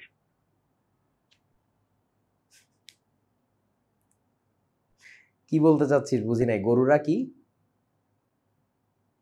কি জানি, বলো তাড়াতাড়ি বলো। এই তিনটা অনেক সুন্দরভাবে হাসতে শিখতে। কি কইলো, কেউ কি বুঝছো? গরু সুন্দর করে হাঁটা শিখছে। আমার গরু কেডা? আচ্ছা ও ও ও নিজেই মনে হয় সেই গরুটা আর কি। আচ্ছা বলো তাড়াতাড়ি বলো। আচ্ছা এটা অ্যানায়ন হবে আর কি, বানান বুঝে, আরে বুঝে নে বাবা, অ্যানায়ন বানান কি তো মনে পড়তেছে না, দাঁড়ালে এখানেই। ভাই ইংলিশে লিখে ফেলেন। এর জায়গায় এ হ্যাঁ। হবে ভাই, আর ঠিক আছে। অ্যানায়ো নয়কার নে। নয়কার নেহের বলো বলো বলো তাড়াতাড়ি বলো, বুঝতেই পারতেছো, আনসার দিয়ে ফেলো। অ্যানায়নের ব্যাসার্ধ সবচেয়ে বড় হবে, তারপর নরমাল পরমাণু, তারপর ক্যাটায়ন। হ্যাঁ Yes, এটা ma'am. আপনারা বুঝছেন কিনা একটু লক্ষ্য করেন, এটা খুব জরুরি বুঝতে পারা, এটা বুঝতে পারাটা ভয়াবহ জরুরি। এই যে অ্যানায়নের ব্যাসার্ধ, এই আমাকে একটু ক্লাসের পর মনে করে দিস, বানানটা ভুল হয়েছে। আচ্ছা ব্যাপারটা বোঝো ভাই, অ্যানায়নের ব্যাসার্ধ সবচেয়ে বড় হবে কেন জানো? ওর কাছে এক্সট্রা ইলেকট্রন থাকে। সো এক্সট্রা ইলেকট্রন থাকলে কাহিনীর কি একটু নিজেরা বোঝেন কেন এরকম হয়, আর কাছে ইলেকট্রনের ঘাটতি থাকে। বলো ইলেকট্রন বেশি থাকলে কিসের রিপালশন বলেন? এই রিপালশনের একটা বিশেষ নাম আছে। Electron repulsion. এই বিকর্ষণটার, এই রিপালশনটার একটা বিশেষ নাম আছে। আমি আবার একটু ছবি এঁকে দেখাই, দেখো ক্যাটায়নের ব্যাসার্ধ যে ছোট হবে এটা নিয়ে কনফিউশন থাকা উচিত না। শিল্ডিং ইফেক্ট বলে এটাকে। এই যে nucleus, first shell, second shell, ধরেন এইটুকু দিয়ে বোঝেন, আর কিছু না। এইটা নিউক্লিয়াস, এটা ফার্স্ট শেল, সেকেন্ড শেল, আর একটা আঁকি আর কি, আরো ভালো বুঝবা। ওকে এটার আকারটা একটু বড় করে দিলাম। আচ্ছা হইছে, দেখো ধরো প্রথম শেলে 2 পিস ইলেকট্রন ছিল, বুঝলাম, যদিও আঁকা এইভাবে ঠিক না, দিলাম। থার্ড শেলে ধরো কথার কথা এই পরমাণুটার 6টা ইলেকট্রন ছিল বা 5টা ছিল, 1টা 2টা 3টা 4টা, এই ধরো 5টা ছিল, এরকম ছিল। এখন আমার যদি অ্যানায়ন হয়, অ্যানায়ন হওয়ার মানে কি, তার লাস্টের শেলে ধরো আরো 3টা ইলেকট্রন সে কারো কাছ থেকে নিয়ে আসছে, তাহলে এই নিয়ে আসলো, একটা নিয়ে আসছে আর এইখানে আরো 2টা নিয়ে আসবে। একটু বোঝান না, ভিতরের শেলের ইলেকট্রনগুলা বাইরের শেলের যে ইলেকট্রন তাদেরকে কোন দিকে ধাক্কা দিচ্ছিল আগে থেকেই বলেন তো? বাইরের দিকে না? এটাকে আমরা কি ইফেক্ট বলতেছিলাম জানো? Shielding effect. সো তুমি যখন লাস্ট শেলে ইলেকট্রনের সংখ্যা বাড়াও, ওটা তো শিল্ডিং ইফেক্ট আরো বাড়ায় দেয়, মানে বাইরের দিকে বিকর্ষণ বাড়ায়, তখন হবে কি পরমাণুর আকার বড় হয়ে যাবে। বুঝছো কি আমার কথা? আর যদি এমন হয় যে আমার লাস্ট সাথেও তো আকর্ষণ বাড়বে, নিউক্লিয়াসের সাথে আকর্ষণ বাড়বে, কথা সত্যি। এই কনফিউশনটা একটু আগে ইংলিশ ভার্সনেও তৈরি করলো, একটু বোঝো। নিউক্লিয়াস যথেষ্ট দূরে, নিউক্লিয়াসের সাথে আকর্ষণ বাড়ার আগেই এই ভিতরের ইলেকট্রনগুলো যথেষ্ট রিপালস করে ওরা দূরে সরাইতে থাকবে। বোঝো নাই আমার কথা? ইলেকট্রন বিকর্ষণ আরো কাছাকাছি অবস্থিত, সো ওই বিকর্ষণ অনেক বেশি পরিমাণে কার্যকর হবে আর কি। সো আবারও বলতেছি, শোনো, আমরা একটা ভুল ধারণা নিয়ে থাকি অনেক সময়, যে মনে হয় প্রোটন আর ইলেকট্রনের সংখ্যার পার্থক্য বাড়লেই আকর্ষণ বাড়বে, ব্যাপারটা এরকম না। বরং হচ্ছে প্রোটনের তুলনায় ইলেকট্রনের সংখ্যা কম হইলে তখন আকর্ষণ বাড়ে। বোঝা না? লিখে দিব? প্রোটনের সংখ্যা বেশি হতে হবে। হ্যাঁ প্রোটনের সংখ্যা আপেক্ষিকভাবে বেশি হওয়া লাগবে। প্রোটন এর তুলনায় কার সংখ্যা? ইলেকট্রন এর সংখ্যা কম হলে, মানে ইলেকট্রন কম থাকা লাগবে, সহজ কথা হচ্ছে এটা, কম হলে কেন্দ্রমুখী আকর্ষণ প্রবল হয়। প্রবল বানান কি? প্রবল হয়। মানে ইলেকট্রন প্রোটনের সংখ্যা শুধু ডিফারেন্স থাকলেই হবে না, ইলেকট্রন যত বাড়বে, ইলেকট্রন মানে ধর কারো একজনের প্রোটন হচ্ছে 10টা, এখন ইলেকট্রনও তাহলে 10টা থাকার কথা, 10টার জায়গায় যদি 14টা হয় তাহলে তোমার মনে হচ্ছে না পার্থক্য বাড়ছে, তাহলে ভাই আকর্ষণ বাড়বে। আরে ভাই আকর্ষণ যে পরিমাণে বাড়ে বিকর্ষণ আরও বেশি বাড়ে, কারণ বাইরে দিয়ে তো থরে থরে সাজানো কি ইলেকট্রন, ওই ইলেকট্রন ওরে বেশি রিপালস করা শুরু করে। আমার কথা কি বুঝছেন আপনারা? কিন্তু যদি এমন হয় নিউক্লিয়াসে 10টা প্রোটন ঠিক আছে, বাইরে ইলেকট্রন ছিল 10টা থেকে 4টা কমায় দাও, আগের বার কি করছিলাম 4টা বাড়ায় দিছিলাম না, তখন বিকর্ষণ বাড়ছে, কিন্তু 4টা ইলেকট্রন কমায় দাও, এইবার দেখবা যে অল্প কটা ইলেকট্রন না এটা খিচ্ছে ধরে টানবে ভিতরের দিকে নিউক্লিয়াস। বুঝছেন কি আমার কথা এবার? কমে গেছে আগের চেয়ে। এক্স্যাক্টলি, রিপালশন তো কমছে, সেই সাথে বেশি সংখ্যক পজিটিভ চার্জ, অল্প কয়টা নেগেটিভ, মানে আসলে হয় কি চার্জ তো পরস্পরকে ব্যালেন্স আউট করে, তাই না? সো এখন প্রোটনের সংখ্যা বেশি হয়ে গেছে, সেই তুলনায় চাহিদা নাই, মানে ইলেকট্রনের সংখ্যা কমে গেছে, তাহলে চাহিদা তো বেড়ে গেছে। বোঝা না? ওকে, ধন্যবাদ।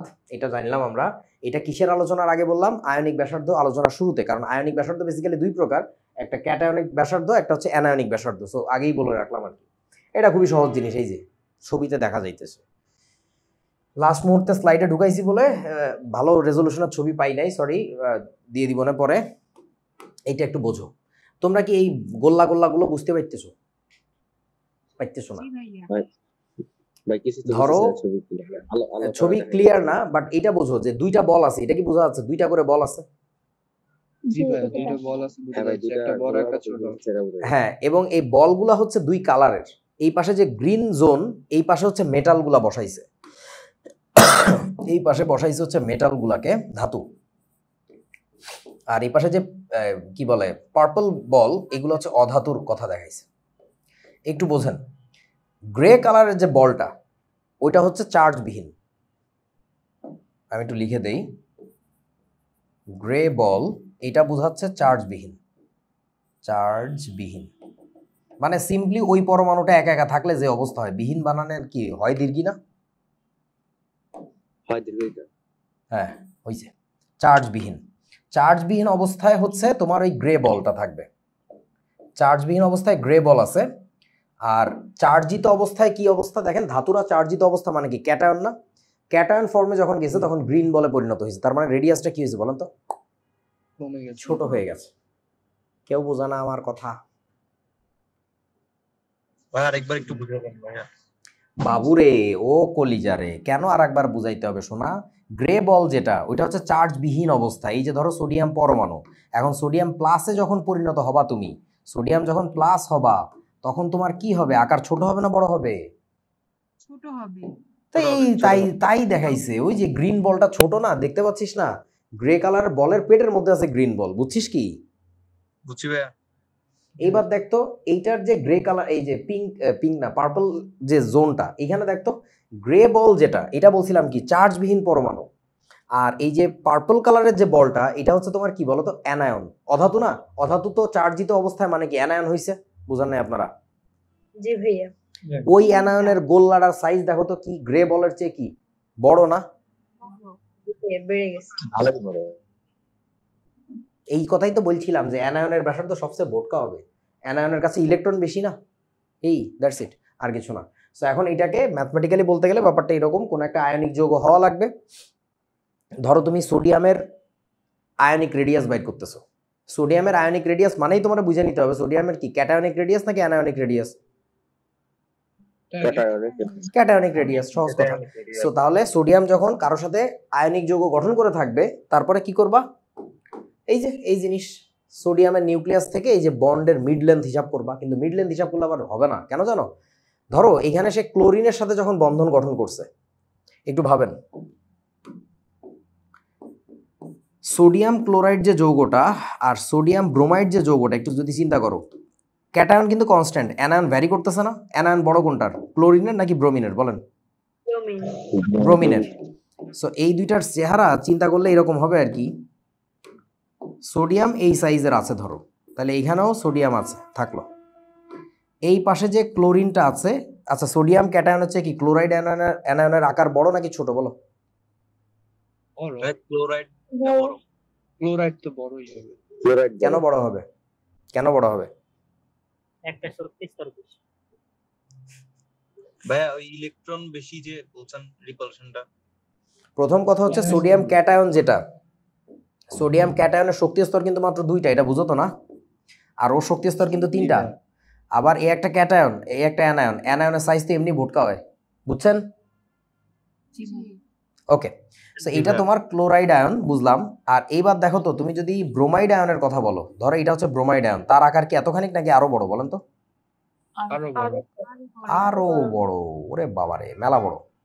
এটা হচ্ছে তোমার ব্রোমাইড আয়ন। এখন সিম্পলি যদি তুমি, ও ভাই সরি, সিম্পলি যদি তুমি এই কাজটা করো, এই নিউক্লিয়াস থেকে ওই নিউক্লিয়াসের ডিস্টেন্সকে 2 দিয়ে ভাগ করে দাবি করো, এই ডিস্টেন্সকে 2 দিয়ে ভাগ করে দাবি করো যে এটা হচ্ছে সোডিয়ামের আয়নিক ব্যাসার্ধ, তাহলে এই যৌগের ক্ষেত্রে তুমি যদি নিউক্লিয়াস টু নিউক্লিয়াস ওই ডিস্টেন্স বের করো, বুঝতেছো আমার কথা? সেটাকে 2 দিয়ে ভাগ করো, এই দুই ক্ষেত্রে কি একই মাপ পাবা নাকি আলাদা মাপ পাবা বলো? ভিন্ন আসবে। আলাদা আসবে। দ্যাটস ওয়াই এখানে আলাদা করে লিখছে। দেখেন, এইটা যদি ক্যাটায়ন হয়ে থাকে তাহলে এই ক্যাটায়নের নিউক্লিয়াস থেকে এই যে মাঝখান পর্যন্ত যে দূরত্ব, এটাকে আমরা বলবো ionic radius of the cation. আর এর নিউক্লিয়াসের মাঝখান থেকে এই ডিস্টেন্সটাকে বলবো ionic radius of the anion. মানে আগের বার যেরকম আমরা ডিস্টেন্স যেটাকে পাইছি ওটাকে 2 দিয়ে ভাগ করে দিছি, এখানে 2 দিয়ে ভাগ করার কাহিনীটা করা যাবে না, বোঝা না?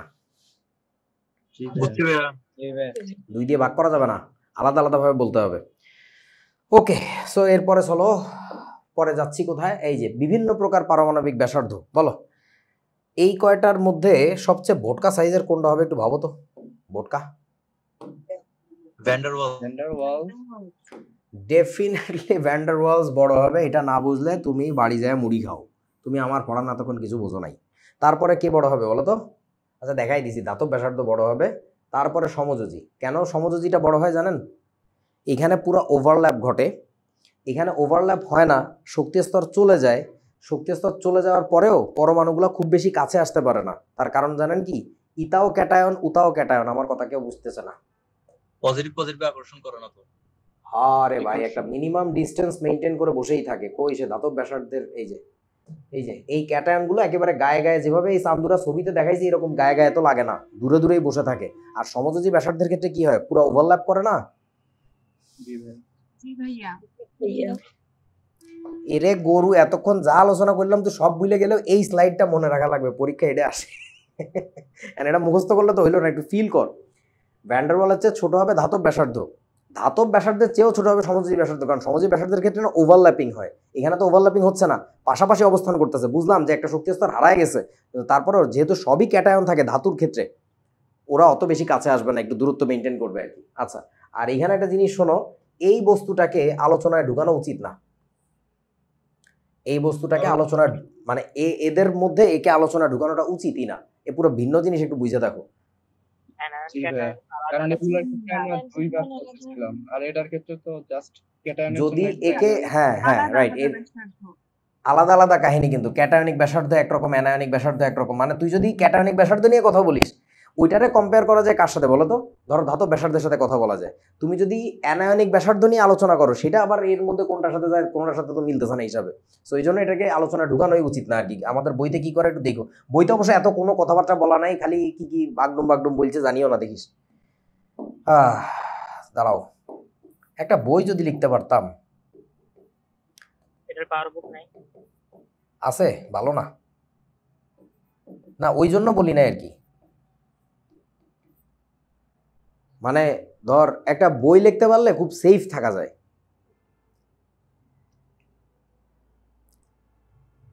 বুঝিস নাই মনে হয়? লিখে ফেলেন ভাই। আরে কি জন্য তোরা কেউ বুঝতে পারতেছস না? লিখিত দলিল। আরে দূর, কি এর লিখিত দলিল? এই দেখ দেখ আমার কষ্টটা কি। প্রতিদিন সকালে ঘুম থেকে উঠে নিজের পড়তে হয়, তোদের জন্য স্লাইড বানাইতে হয়, হ্যাঁ, এই কোর্স বিক্রি করা লাগে, তোদের পয়সাপাতি নিয়ে ভাত খাওয়া লাগে। কিন্তু চিন্তা কর, একটা যদি বই লিখতে পারি, লিখলাম ভুলভাল, সবাই লিখতেছে, আমি একটা ভুলভাল খালি বাজারে একবার ছাড়তে পারলে হয়, এটা একটা কিতাব, কুতুবে লেখছে, এটা একটা কিতাব, no one asks any question. তুই পড়িয়ে পরীক্ষা পাস করলি কি, ফেল করলি কি, সঠিক শিখলি কি, ভুল শিখলি, ডাজেন্ট ম্যাটার, পয়সা আর পয়সা। তোমরা বোঝো না এই টেকনোলজিটা কেমনে চলতেছে বাংলাদেশে। কিতাব লিখতে পারলেই হইছে, no one has the authority to ask the মানে থিং যে এটা কি ঠিক হইলো না ভুল হইলো, ডাজেন্ট ম্যাটার, তারাও কেয়ার করে না। বই একটা লিখি ভার করে দিই, মার্কেটিং এর লোকের হাতে ছাড়ি দিই, নাকে তেল দিয়ে ঘুম। ওই মার্কেটিং এর লোকরা যায় কলেজের স্যারদেরকে পয়সা দিচ্ছে, কি কি করে করে কলেজে প্রচার করে এই বই হয়ে যাচ্ছে। আর পোলাপাইনও তো শিখতে চায়, লাইব্রেরিতে যায়, বলে কোন বইটা নতুন এসেছে দেখি, কিনে নিয়ে আসতেছে সুন্দর করে। ও জানেও না এর মধ্যে কি লেখা, কোনো গার্ডিয়ানশিপ নাই, কোনো অথরিটি নাই যে চেক করবে যেগুলো ঠিক না ভুল। কারোর ব্যক্তিগত কোনো সেন্স কাজ করতেছে না, আমি ভুল জিনিস লিখে কেন এইভাবে পার করে দিচ্ছি। সো এই জন্য বলছি, একটা বই লিখে দিতে পারলে খুব ভালো হইতো, ইনকামের একটা অফুরন্ত রাস্তা আসতেই থাকবে, মানি মানি মানি মানি, মজা।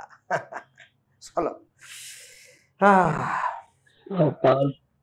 নতুন টপিকে ঢুকি। কর্ণ সম্পর্ক, কে জানে কি বলতেছে জানি না। কর্ণ সম্পর্ক ইংরেজিতে বলে কি, ডায়াগোনাল রিলেশনশিপ।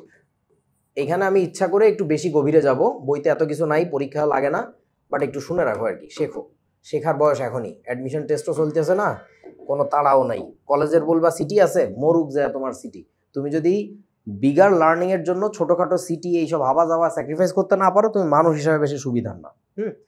তোমার বাচ্চার একদিন অসুস্থতা থাকবে, সেটার জন্য তোমার অফিসের অনেক মিটিং বাদ দেওয়া লাগবে, কিছু আসে যায় না, বাচ্চাটা আমার বেশি জরুরি। So build, create that sacrificing mind, কাজে লাগবে আর কি। ওকে, সো ডায়াগোনাল রিলেশনশিপ জিনিসটা কি, ধরেন, ও ডায়াগোনাল কি তা তো অনেকেই মনে হয় বুঝতেছো না। কর্ণ, এইটা ধরো একটা বর্গক্ষেত্র বা কিছু একটা, এই বর্গক্ষেত্রের কর্ণ কয়টা বলেন তো? দুইটা। এই একটা কর্ণ, এই একটা কর্ণ, তাই না? এখন এই কর্ণের কাহিনীটা কি হয়েছে এখানে দেখো, ধরো এইখানে একটা পরমাণু আছে, কোন একটা পরমাণু, পি নামক কোন একটা মৌল পর্যায় সারণীতে, তার ঠিক ডানের মৌলটার আকার কি হবে, এর চেয়ে বড় না ছোট বলেন তো? ছোট হবে। ছোট হবে। বাম থেকে ডানে গেলে আকার ছোট হয়ে যায়, তাহলে ছোট করে দেই, এই ধরো একটু ছোট হইল। এখন এটার নাম দিলাম আমরা হচ্ছে কিউ নামক মৌল। এবার বলো তো এর ঠিক নিচের মৌলটা আকারে কি হবে বলেন তো? কিউ এর চেয়ে আবার বড় হয়ে যাবে। তোমরা মনে হয় বোঝো না, এটা টেকনোলজি ঘটে গেছে। আমি যদি এখানে কাল্পনিক একটা বক্স চিন্তা করি, সেই বক্সের কর্ণ বরাবর একটা দুর্ঘটনা ঘটে গেছে। এই পি আর আর নামক মৌল দুইটার পি আর আর এর সাইজ সমান না হইলেও অনেক বেশি মিল থাকবে, অনেক কাছাকাছি চলে আসছে। এটা কি বুঝছেন আপনারা? মজার। তখন দেখা যাবে এই পি আর আর এই মৌল দুইটার মধ্যে প্রচুর ফিজিক্যাল অ্যান্ড কেমিক্যাল, বিশেষ করে কেমিক্যাল প্রপার্টির অনেক মিল পাওয়া যাবে। কারণ কেমিক্যাল ক্যারেক্টারিস্টিক্স বা প্রপার্টির অনেক বড় একটা নিয়ামক মানে বুঝো তো, নিয়ন্ত্রক হচ্ছে তার অ্যাটমিক রেডিয়াস, সাইজ। সো যেহেতু এই পি আর আর এর মধ্যে আমরা তাহলে কি বলবো, পি এবং আর কর্ণ সম্পর্কযুক্ত। আপনারা কি কর্ণ সম্পর্কটা বুঝছেন এখন? কেউ বোঝে না। এই পাশে যে মৌলটা আছে ধরো, এই মৌলটা কি হবে, পি এর চেয়ে ভোটকা হবে নাকি শুটকা হবে? ভোটকা হবে। এস, এখন এস এর সাথে কি কিউ এর এরকম রিলেশন থাকবে বলো তো? না ভাইয়া। তাহলে কর্ণ সম্পর্কটা এইভাবে কাজ করবে। আবারও বলছি, কর্ণ সম্পর্কটা কিভাবে কাজ করবে, কোন একটা মৌলকে টার্গেট করছো, সেই মৌলের কোথায় যাবা, ডানে, বোঝা না, এটার ডানের নিচে, এই যে এই দুইটার মধ্যে হচ্ছে কর্ণ সম্পর্ক কাজ করবে। ঠিক আছে, তাহলে এইটাও ব্ল্যাঙ্ক, ওইটাও ব্ল্যাঙ্ক। ব্ল্যাঙ্ক মানে বুঝছস তো, মানে ওই দুইটার মধ্যে কোনো স্পেশাল রিলেশন নাই। রিলেশন আছে হচ্ছে এই জায়গাটাতে, along this direction, right side downward, right side downward. ম্যাট্রিক্সের প্রধান কর্ণ হিসেবে ধরতে পারি। আরে বাহ বাহ, ম্যাথ দিয়ে কানেক্ট করে ফেলছে। ওকে, সো কর্ণ সম্পর্কের আইডিয়াটা বুঝছেন তো?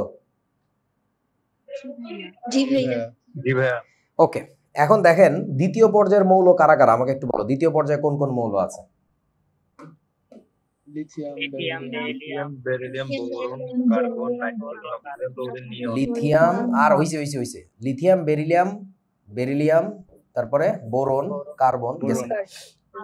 লিথিয়ামের নিচের মৌলকে তৃতীয় পর্যায়ের মৌল sodium, sodium, magnesium, magnesium, aluminium, aluminium, silicon. Silicon. বলো তো বন্ধুগণ, লিথিয়ামের সাথে কার ধর্মের মিল পাওয়া যাবে? ম্যাগনেসিয়াম। বলো তো বন্ধুগণ, বেরিলিয়ামের সাথে কার মিল পাওয়া যাবে? Aluminium, boron, silicon. তোমরা যদি নিতান্ত বকলমও হয়ে থাকো, তোমরা একটা জিনিস মনে হয় টের পাইতেছো। জি ভাইয়া, এখানে তো সিলিকনের মতো পেয়ে বোরন গেছে। ভাইয়া ডি ব্লক মৌল হারাই গেছে। প্রতিনিধিত্বকারী হলো ভাইয়া প্রতিনিধিত্বকারী মৌল বলছিলেন। বোরনের সাথে সিলিকন কে জানি বললো কি মিলে গেছে? কি মিলে গেছে? অপধাতু। দুইটা অপধাতু। একটা তো অন্তত মিল খুঁজে পাইছি। আচ্ছা, এইখানে কোন এক মহিয়সী নারী বা কয়েকজন অবজেকশন তুলছে, তুই ডি ব্লকটাকে কি ভাজি করে খাইছস? তো ডি ব্লক গেল কোথায়? তাদেরকে আমি কাছে ডেকে পিঠের উপরে কিল দিয়ে বলতে চাই, এই রকম একটা পর্যায় সারণী যদিও তোমাদেরকে কেউ কোনোদিন দেখায় না, আমি জানি। এই আরিফ হক তোমাদেরকে বারবার দেখাচ্ছে যে that's a beautiful thing, learn this. এই জিনিসটাকে কি বলে বলেন? প্রতিনিধিত্বকারী পর্যায় সারণী। প্রতিনিধিত্বকারী অংশ, পর্যায় সারণীর প্রতিনিধিত্বকারী অংশ। এই অংশে মাঝখানে যে ঘোড়ার ডিমটা ছিল, আমি তোমাদেরকে একে যদি দেখাই, আজকের ক্লাসে দিতে বলছিলাম, দেয় নাই, ভালাই দিছে। আচ্ছা, আমি একটু আঁকি, কোথায় আঁকবো? আচ্ছা, এইখানেই আঁকি, দেখ না বাবা, না বড় করে আঁকি। কি ব্যাপার, পর্যায় সারণী একটু বড় করে আঁকি, দেখেন তো কেমন লাগে আপনাদের। প্রথম গ্রুপ, দ্বিতীয় গ্রুপটা এক ঘর খাটো, পরের গ্রুপটা কয় ঘর? 2 ঘর খাটো, লম্বা হয়ে যায় এখানে, তারপরে কি করে? উপরে যায়, তারপরে ডানে যায়, তারপরে এক ঘর আবার উপরে ওঠে। হাতে আঁকতে পারবেন তো এরকম ধুমধারাক্কা নাকি? এখনো প্র্যাকটিস হয় নাই? কি ভাই, নাকি তোমাদের এলাকার মাডিকালের ভাইয়াদের কাছে আবল তাবল কেমিস্ট্রি শিখতেছো? তোমাকে আমি 118 পর্যন্ত মৌল মুখস্থ করে শিখাই দিব, পরে তুমি বাঁশ খেয়ে উল্টায় পড়ি থাকবা বাঁশ বাগানে, আমাকে ডাকবা। চিকিৎসক মানুষ, চিকিৎসা করে তোমার জীবন পুরাই তুলবো আবার মোটিভেশন দিয়ে। ওই ছাগলামি কইরো না। হ্যাঁ কি? আচ্ছা দেখো, হাইড্রোজেন, ওদিকে হিলিয়াম আর লিখতেছি না, লিথিয়াম, বেরিলিয়াম, তারপরে কি বলেন তো? বোরন, কার্বন, নাইট্রোজেন, কি oxygen, fluorine, neon, sodium, magnesium, aluminium, silicon, phosphorus, sulphur, chlorine, argon. আর লাগবে না, বহুত হয়েছে, বহুত হয়েছে, আর লাগিবে না। কি রে ভাই, এইখানে একটা দাগ, কপি পাস্তা। এই যে দেখো বাবারা, এখানে ঘটনাটা ঘটেছে কি, লিথিয়ামের সাথে ম্যাগনেসিয়াম বুঝতে পারতেছি ডায়াগোনালি আছে। তোরা কি দেখতে পাচ্ছিস রংটা? ফ্লোরিনের সাথে কেন আর্গন ডায়াগোনাল? ওটা তো ওরে আমি এদিকে, আমি এদিকে ওইখানে না, আমি এদিকে আগে মনোযোগ দে। লিথিয়ামের সাথে ম্যাগনেসিয়াম রিলেশনটা বোঝা যাচ্ছে তো? বোঝা যাচ্ছে যে এখানে এই চতুর্ভুজটার মধ্যে একটা ডায়াগোনাল বরাবর আছি আমরা, বোঝা না? এই যে চতুর্ভুজটা আছে, এই চতুর্ভুজটা একটু কল্পনা করো। ওই চতুর্ভুজের মধ্যে দেখো তুমি এদিকে কাজ করতেছো। আচ্ছা, এবার দেখো তো বন্ধু, যদি আমরা এইটা চিন্তা করি, বেরিলিয়ামের সাথে তাহলে কার রিলেশন আছে বলতেছিল? মানে তুই জানিস না কার রিলেশন, বাট আরিফ ভাই দাবি করতেছে কার রিলেশন? অ্যালুমিনিয়ামের রিলেশন। সে এখনই প্রমাণ করে দেখাবে বেরিলিয়ামের সাথে অ্যালুমিনিয়ামের বহুত মিল আছে, বহুত মিল আছে। তাহলে সেই রিলেশনটা যদি তুমি মার্ক আপ করতে চাও, আরে হইতেছে না, যদি মার্ক আপ করতে চাও তাহলে তোমার কি এমনে রিলেট করা লাগবে না? লে এ তো গ্রামীণ ফোন ইউজ করে, এই গ্রামীণ ফোন ইউজ করে না। আরে কি বিপদ, চলো বহুদূর, কাদের স্লোগান, এ তো গ্রামীণ ফোন ইউজ করে। তোরা কি বুঝছিস আমি কি বলছি? আচ্ছা, তারপরে আবার দেখো, আরিফ ভাই দাবি করছে সে নাকি প্রমাণ করতে পারবে যে বোরনের সাথে সিলিকনের মিল, এবং ক্লাসে অনেক বন্ধুরা তার সাথে একমত হইল, কারণ বোরনও অপধাতু, সিলিকনও তো আসলে অপধাতু। জি ভাইয়া। জি তার মানে এইটা মিলাইতে গেলে what you have to do now is কি বলেন তো, এই সান্দুটাকে খেয়ে ফেলতে হবে। তোমরা কি বোঝো নাই?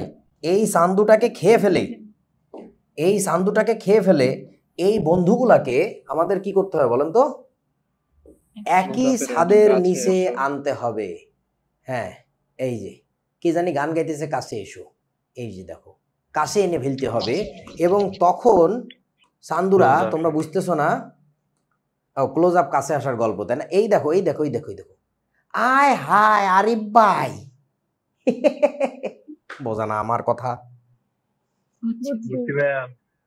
আমি জানি তোমাদের কিতাবে, কুতুবদের কর্তৃক লিখিত কিতাবে কোথাও এই রিপ্রেজেন্টেটিভ মানে part of the periodic table নিয়ে কথা বলে নাই। তার মানে কি এই যে তুমি ভাববা না, আমিও কোথাও পড়ি নাই। আমার বুঝে আসে যে রিপ্রেজেন্টেটিভ পার্টটা কেন এত জরুরি। এটা ছাড়া আমরা বুঝবো না যে এই কেমিক্যাল ক্যারেক্টারগুলো কেন মিল হচ্ছে। We need that thing. So এখন ব্যাপারটা হচ্ছে, দেখো এই যে ডি ব্লকটা কেন খাই ফেলছিলাম আব্বাজান, বুঝছো? কোন একটা মেয়ে জানি কোশ্চেন তুললো যে কেন ডি ব্লকটা আপনি খাই ফেলছেন বাতে দিয়া, কে বললো? Okay, so that was very necessary, very very essential. এবং ও তো তাও খেয়াল করছে যে ডি ব্লকটা খাই ফেলছে এখনই। তোমরা কেউ খেয়ালও করো না যে ডি ব্লক খাইছে, খেয়াল করা জরুরি ছিল। এখন আসেন আমি এক এক করে একটু মিল দেখাই, আপনারা অবাক হবেন যে আসলেই তো এত মিল খেয়াল করি নাই। এই যে এই ছবিটা কেউ বুঝতেছো না আমি জানি, ওই ডায়াগোনাল রিলেশনশিপ দেখাইছে, এটা কিছু না। চলো এখানে দেখো, এখানে একটা ব্রেক ছিল। বলো। অ্যালুমিনিয়াম তো দেখি ধাতু, আবার জার্মেনিয়াম তো অপধাতু। তা আমি কি করব? ও সান্দু, তুমি এই নিচে মিলাইতেছো? না না না, ডায়াগোনাল রিলেশনশিপ খুব ভালো করে কাজ করে পর্যায়ে 2 আর 3 এর মধ্যে, নিচের দিকে না।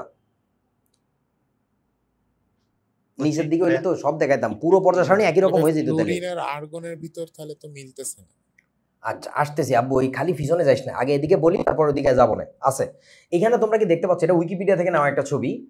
এইখানে একটা গ্যাপ আছে, গ্যাপটা কি বলতে পারবেন? গ্যাপটা কেন বলেন তো, কিসের গ্যাপ? ওই যে ডি ব্লকটাকে যে ভাজি করে খাইছিল, সো ভাজি করে শুধু আরিফ ভাই খায় নাই, ভাজি করে উইকিপিডিয়ার লোকজনরাও খাইছে। তাহলে দাঁড়াও আমি একটু ভাজি দেখাই দিই। এখানে একটু 2টা রুটির মাঝখানে কি আছে বলো তো? আলু ভাজি। এই হ্যাঁ, তারপরে খাই ফেলছে। এটা ডিফারেন্ট কালার দিলে ভালো লাগবে। আলু ভাজি পিঙ্ক কালার নর্মালি হয় না, নীল রঙের হয় আর কি। ওকে বলো এবার আমাকে কি হবে এখানে। এই যে দেখো সান্দু দুইজনের ডেটা লিখছি আমরা, উইকিপিডিয়া থেকে নিয়ে আসছি, কোনো ফাইজলামি না, সরি গুগল থেকে নিয়ে আসছি। লিথিয়ামের রেডিয়াস হচ্ছে 152 পিকোমিটার। এইটা কিন্তু লিথিয়ামের পারমাণবিক ব্যাসার্ধ, বোঝো নাই সান্দু? ম্যাগনেসিয়ামের পারমাণবিক ব্যাসার্ধ 160 পিকোমিটার। তোমাদের কি মনে হয় না, অবাক লাগতেছে না? কিরে ভাই অদ্ভুত ব্যাপার তো। লিথিয়ামের শক্তি স্তর কয়টা আমাকে একটু বলেন তো? 2টা। তাহলে আমি একটু লিখি, 2টা শক্তি স্তর। একটু ভাবো তো, ম্যাগনেসিয়ামের শক্তি স্তর কয়টা? 3টি। আয় রে সর্বনাশ, শিট। 2 আর 3 বললে আয় রে, হায় হায়, কেমনে সম্ভব? গুগল এটা বলে, উইকিপিডিয়া এটা বলে, কোনো মিছা কথা না। তোমাদের বইয়ের মধ্যে যদি রেডিয়াস নিয়ে এত গভীরে এসব আলোচনা করে নাই, বাট যদি করতো কুতুবেরা তাহলে এইগুলোই দেখানো লাগতো। কিচ্ছু তো করার নাই, আসলেই রেডিয়াস এত কাছাকাছি, মাত্র 8 পিকোমিটার দূরে। তোমার খারাপ লাগতেছে, বিশ্বাস করতেছো না? তুমি এইখানে যাও, তুমি এবার মানে হার্টটা ফাইটে মরি যাবা, তোমার আত্মা বাইরেই যাবে। এই যে দেখো আত্মারাম খাঁচা ছাড়া হয়ে যাবে। লিথিয়াম প্লাস ক্যাটায়ন আর ম্যাগনেসিয়াম 2+ ক্যাটায়ন, তাদের রেডিয়াসের ডিফারেন্স কত দেখো তো? মাত্র 2 picometre. That is not fun, that actually happens.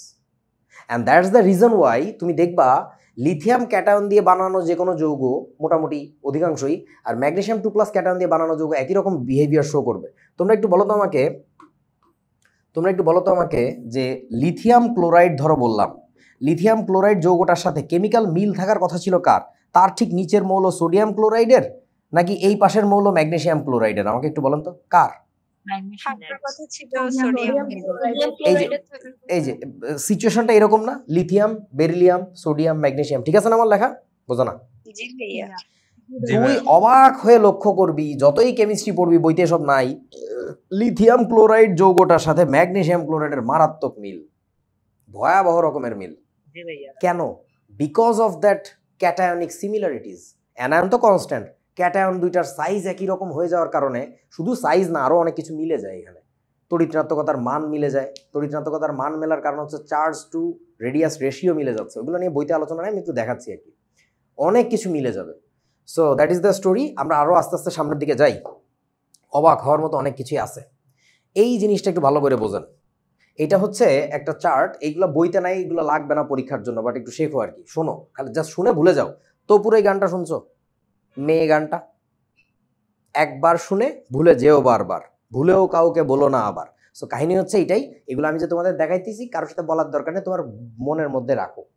একবার শুনে সব ভুলে যাও, কোনো সমস্যা নেই, বাট বিশ্বাস করো এগুলো শুনলে, এগুলো দেখলে না, ভিতর থেকে তোমার একটা পরিবর্তন আসবে, ফিলোসফিক্যাল চেঞ্জ। মানে হাতে পানি দিলে পানি কি থাকে না পড়ে যায়? পড়ে যাই। পড়ে যায়। কিন্তু তোর থাকে হাতটা না ভেজা থাকে। হ্যাঁ ওইটাই, that's what you call residue, অবশেষ। জ্ঞান তোমাদের কানের মধ্যে দিয়ে, চোখের মধ্যে দিয়ে স্যাররা মাস্টাররা প্রতি সপ্তাহে প্রতিদিন, আমি জানি তো 3-4টা করে ক্লাস যে করো বিভিন্ন জায়গায়, প্রচুর জ্ঞান ঢালতেছে, ফানেল দিয়ে ঢালতেছে, যে যেন থাকে। তোমরা তো কিছু রাখতে পারো না, কিন্তু as a human being you get changed. So এই জিনিসগুলো বইতে নাই বলে দেখা যাবে না তা না, একটু মনোযোগ দিয়ে শোনো, কাজে লাগবে আশা করি ইনশাল্লাহ। ফিলোসফিক্যালি কাজে লাগবে, তুমি একটা অন্য মানুষে পরিণত হবা, তোমার ভাবনা চিন্তা একটু গভীরে যাবে। এইখানে ঘটনাটা হইতেছে, একটা রেশিও বাইর করছে, সেটা হচ্ছে, আচ্ছা ওটা আমি আর এক পেজে দেখা নিয়ে আসি, এই যে এখানেই দেখাই। সেটা হচ্ছে চার্জ টু রেডিয়াসের যে রেশিও, এটা খুব ইম্পর্ট্যান্ট একটা রেশিও। কি লিখলাম? রেডিয়াস, RADIUS, চার্জের সাথে ব্যাসার্ধের যে অনুপাত, এই অনুপাতটা ভয়াবহ গুরুত্বপূর্ণ। তোরা একটু খেয়াল কর, এই রেডিয়াসটা আমাকে একটু বলেন তো, লিথিয়াম প্লাসের জন্য কেমন হবে বলেন? লিথিয়ামের চার্জ কত? চান্দির উপরে আয়নিক চার্জ কত? মানে ওর চার্জ কত? লিথিয়াম প্লাসের কথা যদি বলি, 1 না? 1। ওর রেডিয়াসটা ধরো কিছু একটা, ধরো কিছু একটা, বুঝলো? এবার বলো তুমি এই রেশিওটা বাইর করে আসো হচ্ছে কার জন্য জানো? ওই কি নাম ওই বলদের? Magnesium 2+, Mg2+। হ্যাঁ, এর ক্ষেত্রে যে রেশিওটা আসবে একটু ভাবেন তো, সেই রেশিওটা কি আসবে? উপরে কত হবে কও? উপরে কত? 2 থাকবে। নিচের যে ডেটাটা হবে সেটা কি ছোট হবে না বড় হবে বলেন? বড় হবে। এর চেয়ে তো ও একটু হলেও তো বড়, এই যে বড়। তোমরা কি বুঝতেছো? উপরে নিচে দুইটা রেশিও কি বেড়ে গেল না? সো ওই রেশিওটা কনস্ট্যান্ট থাকতেছে, অনুপাতটা একই থাকতেছে। চার্জের তুলনায় রেডিয়াসের যে রেশিও, এটা যখন ফাজানের নীতি আমরা পড়বো তখন দেখবা যে এটা আসলে কোন একটা যৌগের আয়নিক বা সমযোজী বৈশিষ্ট্য কত পার্সেন্ট এটা কন্ট্রোল করে, এই রেশিওটা।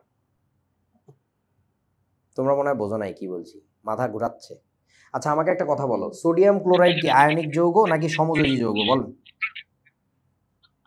আয়নিক যৌগ।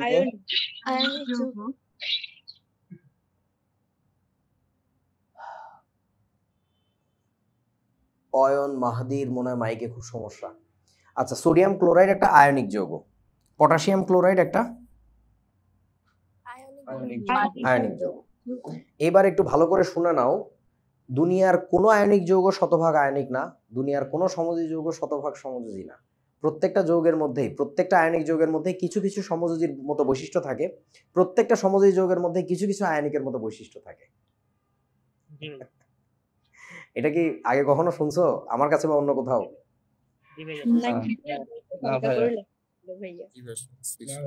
তোমরা একটা বিশেষ যৌগ নিয়ে এসএসসি তো মারামারি করছিল আমার সাথে, অ্যালুমিনিয়াম ক্লোরাইড আয়নিক নাকি সমযোজী, মনে পড়ে? বা বেরিলিয়াম ক্লোরাইড নিয়ে মারামারি করছিল, তখন আমি এই কথাগুলো বলছিলাম যে এই যৌগগুলো যদিও আয়নিক বাট এর মধ্যে সমযোজী চরিত্র অনেক প্রবল।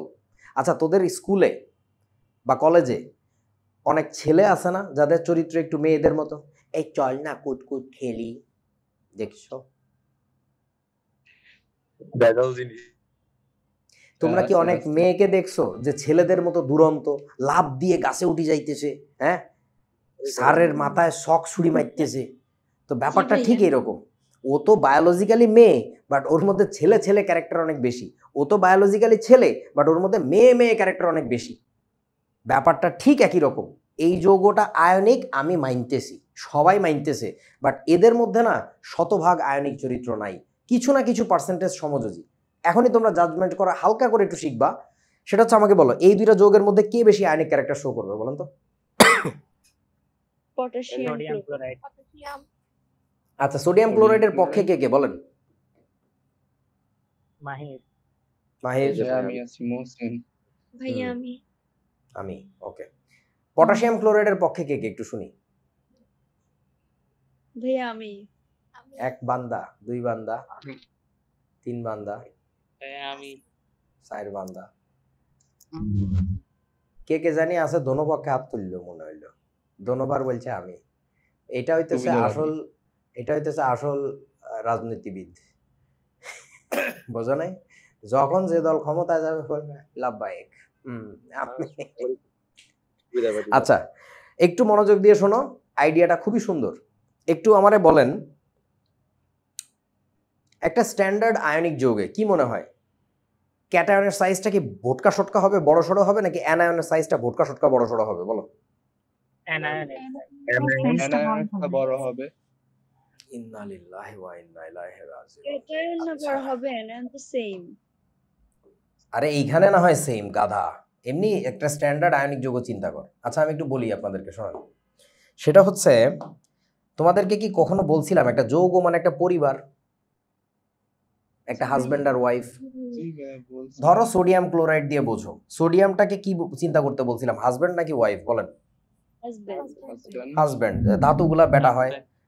হ্যাঁ, এখন এটা ধরো হাজব্যান্ড, এটা ধরো হচ্ছে ওয়াইফ। জাস্ট মনে রাখার জন্য বলতেছি, যেহেতু মনে রাখতে পারতেছো না, আসল তো কেমিক্যাল রিজন আলাদা। এখন আমাকে একটু বলো, নর্মালি বাসা বাড়িতে কি দেখো? সবারই আব্বু আম্মু আছে, চাচা চাচি, নানা নানি আছে, দাদা খালু আছে। কে বোটকা শটকা বড় সড়ো হয়, হাজব্যান্ড না ওয়াইফ বলেন? কে কে বললো ওয়াইফ? কি রে ভাই, অমানুষ তো এগুলা। কি বলতেছ? ও তোদের নানিকে দেখে বলতেছ? আচ্ছা, ভোটকা, হ্যাঁ, পাহাড়ের মতো লম্বা, উষা, কিল দিলে মরি যাবি যে। ঘটনা হচ্ছে, আচ্ছা এবার কেমিক্যাল সেন্সে বলি। প্রথমে এটা মনে রাখানোর জন্য বললাম যে হাজব্যান্ডস আর অলওয়েজ বিগার, লম্বা সম্বা হয় আর কি। হ্যাঁ, কিছু বাসা খুঁজে তো পাওয়াই যাবে যে হাজব্যান্ড আছে ওয়াইফ 3 হাত লম্বা, সেটা ডিফারেন্ট কথা আর কি। কিন্তু এটা কেন হয়, কেন হওয়াটা জরুরি একটু বোঝো ভাইরে। ইলেকট্রন দান করা লাগে কার? ধাতব অংশটার, ক্যাটায়নিক পার্টের নাকি অ্যানায়নিক পার্টের বলেন তো? ক্যাটায়নিক পার্টের, ধনাত্মক অংশের। ও যদি আকারে বড় না হয়, ও তো ইলেকট্রন সহজে ছাড়তে পারবে না। কেউ বোঝে না রে ভাই, ওর জন্য ইলেকট্রন ছাড়তেই খবর হয়ে যাবে, বুঝছিস? অধাতু যেটা থাকে, ও কি আকারে বড় হওয়া উচিত নাকি ছোট হওয়া উচিত বলেন তো? ছোট। তাহলে ইলেকট্রন ইজিলি রিসিভ করে, ইলেকট্রন টানার ক্ষমতা বেশি থাকে। Only then a perfect ionic compound forms, but there is no perfection. কেউ শতভাগ আয়নিক না, কারণ সবার মধ্যে কিছু না কিছু পার্সেন্ট আয়নিক চরিত্র থাকবে, কিছু না কিছু পার্সেন্টের সমজয়ী চরিত্র থাকবে। ধর এই যে তোদের একজন লোক, ধর মাহির, আমাদের মিরপুরের অফলাইনের মাহির। এই মাহির আসিস? অফলাইন মাহির? হ্যাঁ, ওর ভয়েস শুনে আমি বুঝছি যে ও আছে। তুই না ওই যে আর্গনের কি কোশ্চেন করলি ওইদিকে, ওই যে সিলিকন ডাইঅক্সাইড পানির সাথে। ওকে আসতেছি। এখন কথা হচ্ছে, ধর মাহির, আমাকে ওরে দেখে আমি মনে করছিলাম ছোটখাটো একটা পোলা হবে। অফলাইনে যেদিন দেখছি, ওরে আল্লাহ পাহাড়ের মতো একজন। তো মাশাল্লাহ বেটা মানুষ, আমার তো বড় সড়ই হয়, গুড, সুপুরুষ। ধর ওকে তুই দেখাইলি টিকটিকির ভয়, সাপের ভয়, ব্যাঙের ভয়, ও কিছুতে ভয় পাইল না। বেড়া ক্যারেক্টার, বুঝো না, ধরে বাজি করে খেয়ে ফেলাই দিতেছে। একদিন রাতের বেলা তুই ওর সাথে ভূতের গল্প শুরু করছো, এইবার দেখছো তো আব্বা আম্মারে বলানো শুরু করছে। তার মানে ও যে বেড়া মানুষ, বেড়া ক্যারেক্টার আছে, বাট তার মধ্যেও কিন্তু কিছু না কিছু পার্সেন্টেজ থাকবে, মেয়েদের মতো একটু ভূতে ভয় পাবে। সো সব যোগের মধ্যেই, সব আয়নিক যোগের মধ্যেই কিছু না কিছু পার্সেন্টেজ সমযোজী ব্যাপার থাকবে, বুঝছেন আপনারা? এই জিনিসটা আমরা ম্যাথমেটিক্যালি এক্সপ্লেইন করবো হচ্ছে ফাজানের নীতি দিয়ে, পরে আছে আর কি এই অধ্যায়ের টপিক। এখন আসো তোমরা এবার নিজেরা জাজমেন্ট করে বলো, কোনটা বেশি আয়নিক চরিত্রের হবে, সোডিয়াম ক্লোরাইড নাকি পটাশিয়াম ক্লোরাইড বলেন? Potassium chloride. কনফিডেন্ট আনসার হওয়া উচিত পটাশিয়াম ক্লোরাইড, বিকজ অ্যানায়নটা এখানে কনস্ট্যান্ট, অ্যানায়ন নিয়ে কথা বলার দরকার নেই। সোডিয়াম ক্যাটায়নের সাইজ যা, পটাশিয়াম ক্যাটায়নের সাইজ তার চেয়ে বিগার। সো ধাতুর যে কাজ করার কথা এখানে সেটা বেশি ভালোভাবে করতে পারবে কি, সোডিয়াম নাকি পটাশিয়াম? পটাশিয়াম। ইলেকট্রন ডোনেট করে দিতে পারবে তাড়াতাড়ি, পটাশিয়াম ভালো পারবে।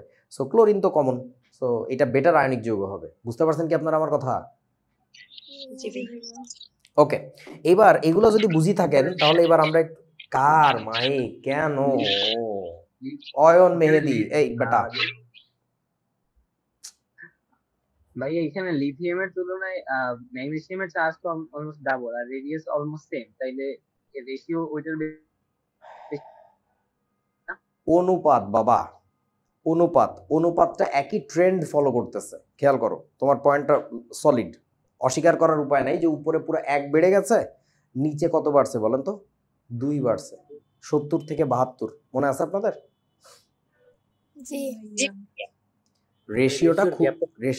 রেশিওটার ট্রেন্ড একই। ট্রেন্ড মানে বুঝছো তো, ফলোইং প্যাথ, যে কোন দিকে যাচ্ছে। মানে এমন না যে একটা ছোট হয়ে যেতেছে রেশিও আর একটা বড় হয়ে যেতেছে, ব্যাপারটা এরকম না আর কি। দুইজনই একই গতিতে না হইলেও ভিন্ন গতিতে হলেও ডিরেকশনটা একই আর কি। আচ্ছা, এখন আসো, কি নিয়ে যেন কথা বলতেছিলাম তোমাদের সাথে, ভুলে গেছি আমি। ও হ্যাঁ, এটা কি? ও আচ্ছা, দেখো, সো ব্যাপারটা বোঝো। এখন তোমাদের কাছে আমি আর একটা প্রশ্ন করব, না ওটা বুঝবা না। এখানে একটু খেয়াল করো, এইদিকে আমরা বিভিন্ন ক্যাটায়ন বসাইছি। এই যে ক্যাটায়ন, এটা কি লেখা দেখা যাচ্ছে? ছোট করে কি লেখা বলেন তো? ছোটটা লিথিয়াম প্লাস, তাহলে তো দেখা যাচ্ছে। এই মাইকে কার ডিস্টার্ব। ওয়াই অক্ষে কি বসাইছে দেখছেন? ওয়াই অক্ষে চার্জ বাই রেডিয়াস রেশিও, এই রেশিওটা বসাইছে এদিকে। যে রেশিওটা আমি এতক্ষণ শেখানোর চেষ্টা করলাম, যে চার্জ বাই রেডিয়াসের রেশিওর উপরে সব ডিপেন্ড করে, আয়নিক ক্যারেক্টার, কোভ্যালেন্ট ক্যারেক্টার, এগুলো আর কি। এখন তোমরা একটু লক্ষ্য করো তো, এই যে লিথিয়াম প্লাসের চার্জ বাই রেডিয়াসের যে রেশিও, তার সাথে আর কার মেলে? বেরিলিয়াম 2 প্লাসের মেলে না, B3 প্লাসের মেলে না। একজন না ধারে কাছে আছে, দেখেন এই যে মিলতেছে, বুঝলাম। তারপরে দেখেন তো, বেরিলিয়াম 2 প্লাসের সাথে কার মেলে? ভাব জমে কার? অ্যালুমিনিয়াম 3 প্লাসের। আচ্ছা, তারপরে দেখেন তো, এইটা সবচেয়ে মজার, বোরন 3 প্লাসের সাথে সিলিকন 4 প্লাসের মেলে। বুঝিছো? এবার আমি একটু কার সাথে কার মিলছে আমি একটু লিখি, কার সাথে কার ভাব জমছে বলেন। লিথিয়াম প্লাসের সাথে রেশিও মিলছে কার? ম্যাগনেসিয়ামের। লিথিয়ামের সাথে মিলতেছে ম্যাগনেসিয়ামের। তারপরে বেরিলিয়ামের সাথে মিলতেছে অ্যালুমিনিয়ামের। বেরিলিয়ামের সাথে অ্যালুমিনিয়ামের। এই কে জানি প্রশ্ন করলি যে রেশিওটা তো ভাই বেশি একটা সুবিধার মনে হইলো না, কে জানি বললি? এই যে লাস্ট অয়ন মনে হয় নাকি? আমিটা কে রে বাবা? আমি বললে চিনি? অয়ন। আচ্ছা ওকে, বেরিলিয়ামের সাথে অ্যালুমিনিয়াম। হ্যাঁ দাঁড়া, তোর জন্য এখনই ঔষধ আছে। তারপরে হচ্ছে বোরনের সাথে কে বলেন? সিলিকন। এইটা তো ঠিক আছে, সবাই একমত তো নাকি? বুঝছেন? জি ভাইয়া। আমি এবার একটু কপি করে নিয়ে যাচ্ছি। আমি হাতের স্পর্শ ছাড়াই কপি করব, আপনারা যেন বলতে না পারেন যে লোকটা চুরি করছে। কপি ওই যে বারবার কপি করতেছি, দেখো ওইটা। সম্পর্ক বদলে যাবে এক পলকে। এইখানে এসে পেস্ট করে দিই, কন্ট্রোল ভি, ওই যে ওইটাই কিন্তু পেস্ট করছি। এই যে এটা এই যে দেখো মেলে এটাই কিন্তু আনছি। এখানে আমি একটু এটার স্বাস্থ্য ভোটকা করে দিই, এই যে, তাহলে আরো ভালো বুঝতে পারবা। দেখা যাচ্ছে? মোটামুটি বোঝা যাচ্ছে তো নাকি? চলবে? আচ্ছা, একটু কষ্ট করে বুঝিস আর কি। এই যে দেখ, একটু কষ্ট করে বুঝ। দেখেন তো কার সাথে কার মিল খুঁজে পাইছে? লিথিয়ামের সাথে ম্যাগনেসিয়াম। এই দেখেন কোথায় তাদের অবস্থানটা কোথায়? বেরিলিয়ামের সাথে অ্যালুমিনিয়াম, এই যে দেখেন কর্ণ বরাবর অবস্থান। বোরনের সাথে সিলিকন। যে রেশিওটা কোন একটা যৌগের আয়নিক কোভ্যালেন্ট ক্যারেক্টারের পার্সেন্টেজ কন্ট্রোল করতেছিল, সেটা ছিল চার্জ বাই রেডিয়াসের রেশিও। সেই রেশিওটা কত সুন্দর করে যাদের মধ্যে মিলতেছে তারা কর্ণ সম্পর্কে অবস্থিত। তোমরা এখনো বোঝো না আমি কি বলছি? বুঝছি ভাই। তোমরা আর একটা জিনিস বললে মনে আরো ভালো বুঝবা। গতকালকে শিখছিলাম এই যে বেরিলিয়ামের অক্সাইড কোনটা বলেন তো? বিই কত? ও না? মনে পড়ে? জি ভাই। আচ্ছা, অ্যালুমিনিয়ামের অক্সাইড কোনটা একটু মনে করে বলেন তো? Al2O3। কারো কিছু মনে হচ্ছে নাকি এখনো মনে আসতেছে না? এই দুইটা অক্সাইড কোন ধরনের ছিল? একটু স্মৃতির পাতায় উল্টায় দেখেন তো। উভধর্মী অক্সাইড। তোরা মনে হয় এখনো বুঝিস নাই যে খেলাগুলো আসলে একই রকমের ঘুরতেছে। বেরিলিয়াম, বুঝছেন কি আমার কথা? এবং কালকে আমি তোমাদের একটা ঘোষণা দিছিলাম যে ওই যে নাজিফা, তোমাদের ইংলিশ ভার্সনের ওই ফ্রেন্ডটার কথা, যে নাজিফা ধরে ফেলছিল যে ধাতব অক্সাইড হইলে যে ক্ষারধর্মী হবে না অম্লধর্মী হবে নাকি উভধর্মী, এইগুলো আসলে ব্যাপার না। অধাতু হইলে যে এগুলো হবে তা না, আসল খেলাটা আসলে জারণ সংখ্যার। এবং সেই সাথে আমি বলছিলাম যে সাথে সাইজের একটা সম্পর্ক আছে, মনে আছে কি? সো এই ব্যাপারটা দেখেন এইখানে এসে আরো খোলাসা হচ্ছে, ম্যাথমেটিক্যাল রিলেশনটা পাওয়া যাচ্ছে যে চার্জের সাথে রেডিয়াসের যে রেশিও সেটা মিললে না এই ক্যারেক্টারিস্টিক্সগুলো একই রকম হয়। আচ্ছা, তারপরে আরো কাহিনী আছে, দেখো কত মিল খুঁজে পাইতে চাও, এটা তো দেখাইলাম। আচ্ছা, এইটা জাস্ট একটু জেনে রাখো, পোলারাইজিং পাওয়ার বলে ইংরেজিতে, বাংলায় বলে পোলারায়ন ক্ষমতা। এটাকে বলে হচ্ছে বাংলায় পোলারায়ন ক্ষমতা। ওই যে ফাজানের নীতি যখন পড়বো তখন এইটা নিয়ে কথা বলা লাগবে। ওই জিনিসটা হচ্ছে কি জানো, আয়নিক চার্জ বা আয়নিক রেডিয়াসের স্কোয়ার। এটা আমাদের বইতে নাই, মানে সো একটু আগে কি দেখাইছিলাম আপনাদেরকে বলেন তো? চার্জ বাই রেডিয়াস, এই রেশিওটা কি মিলতেছে না? কর্ণ সম্পর্কে যারা আছে তাদের সাথে তো মিলতেছে, তাহলে বলেন তো চার্জ বাই রেডিয়াসের স্কোয়ার রিলেশনটা মিলবে কিনা? তাও তো মেলার কথা।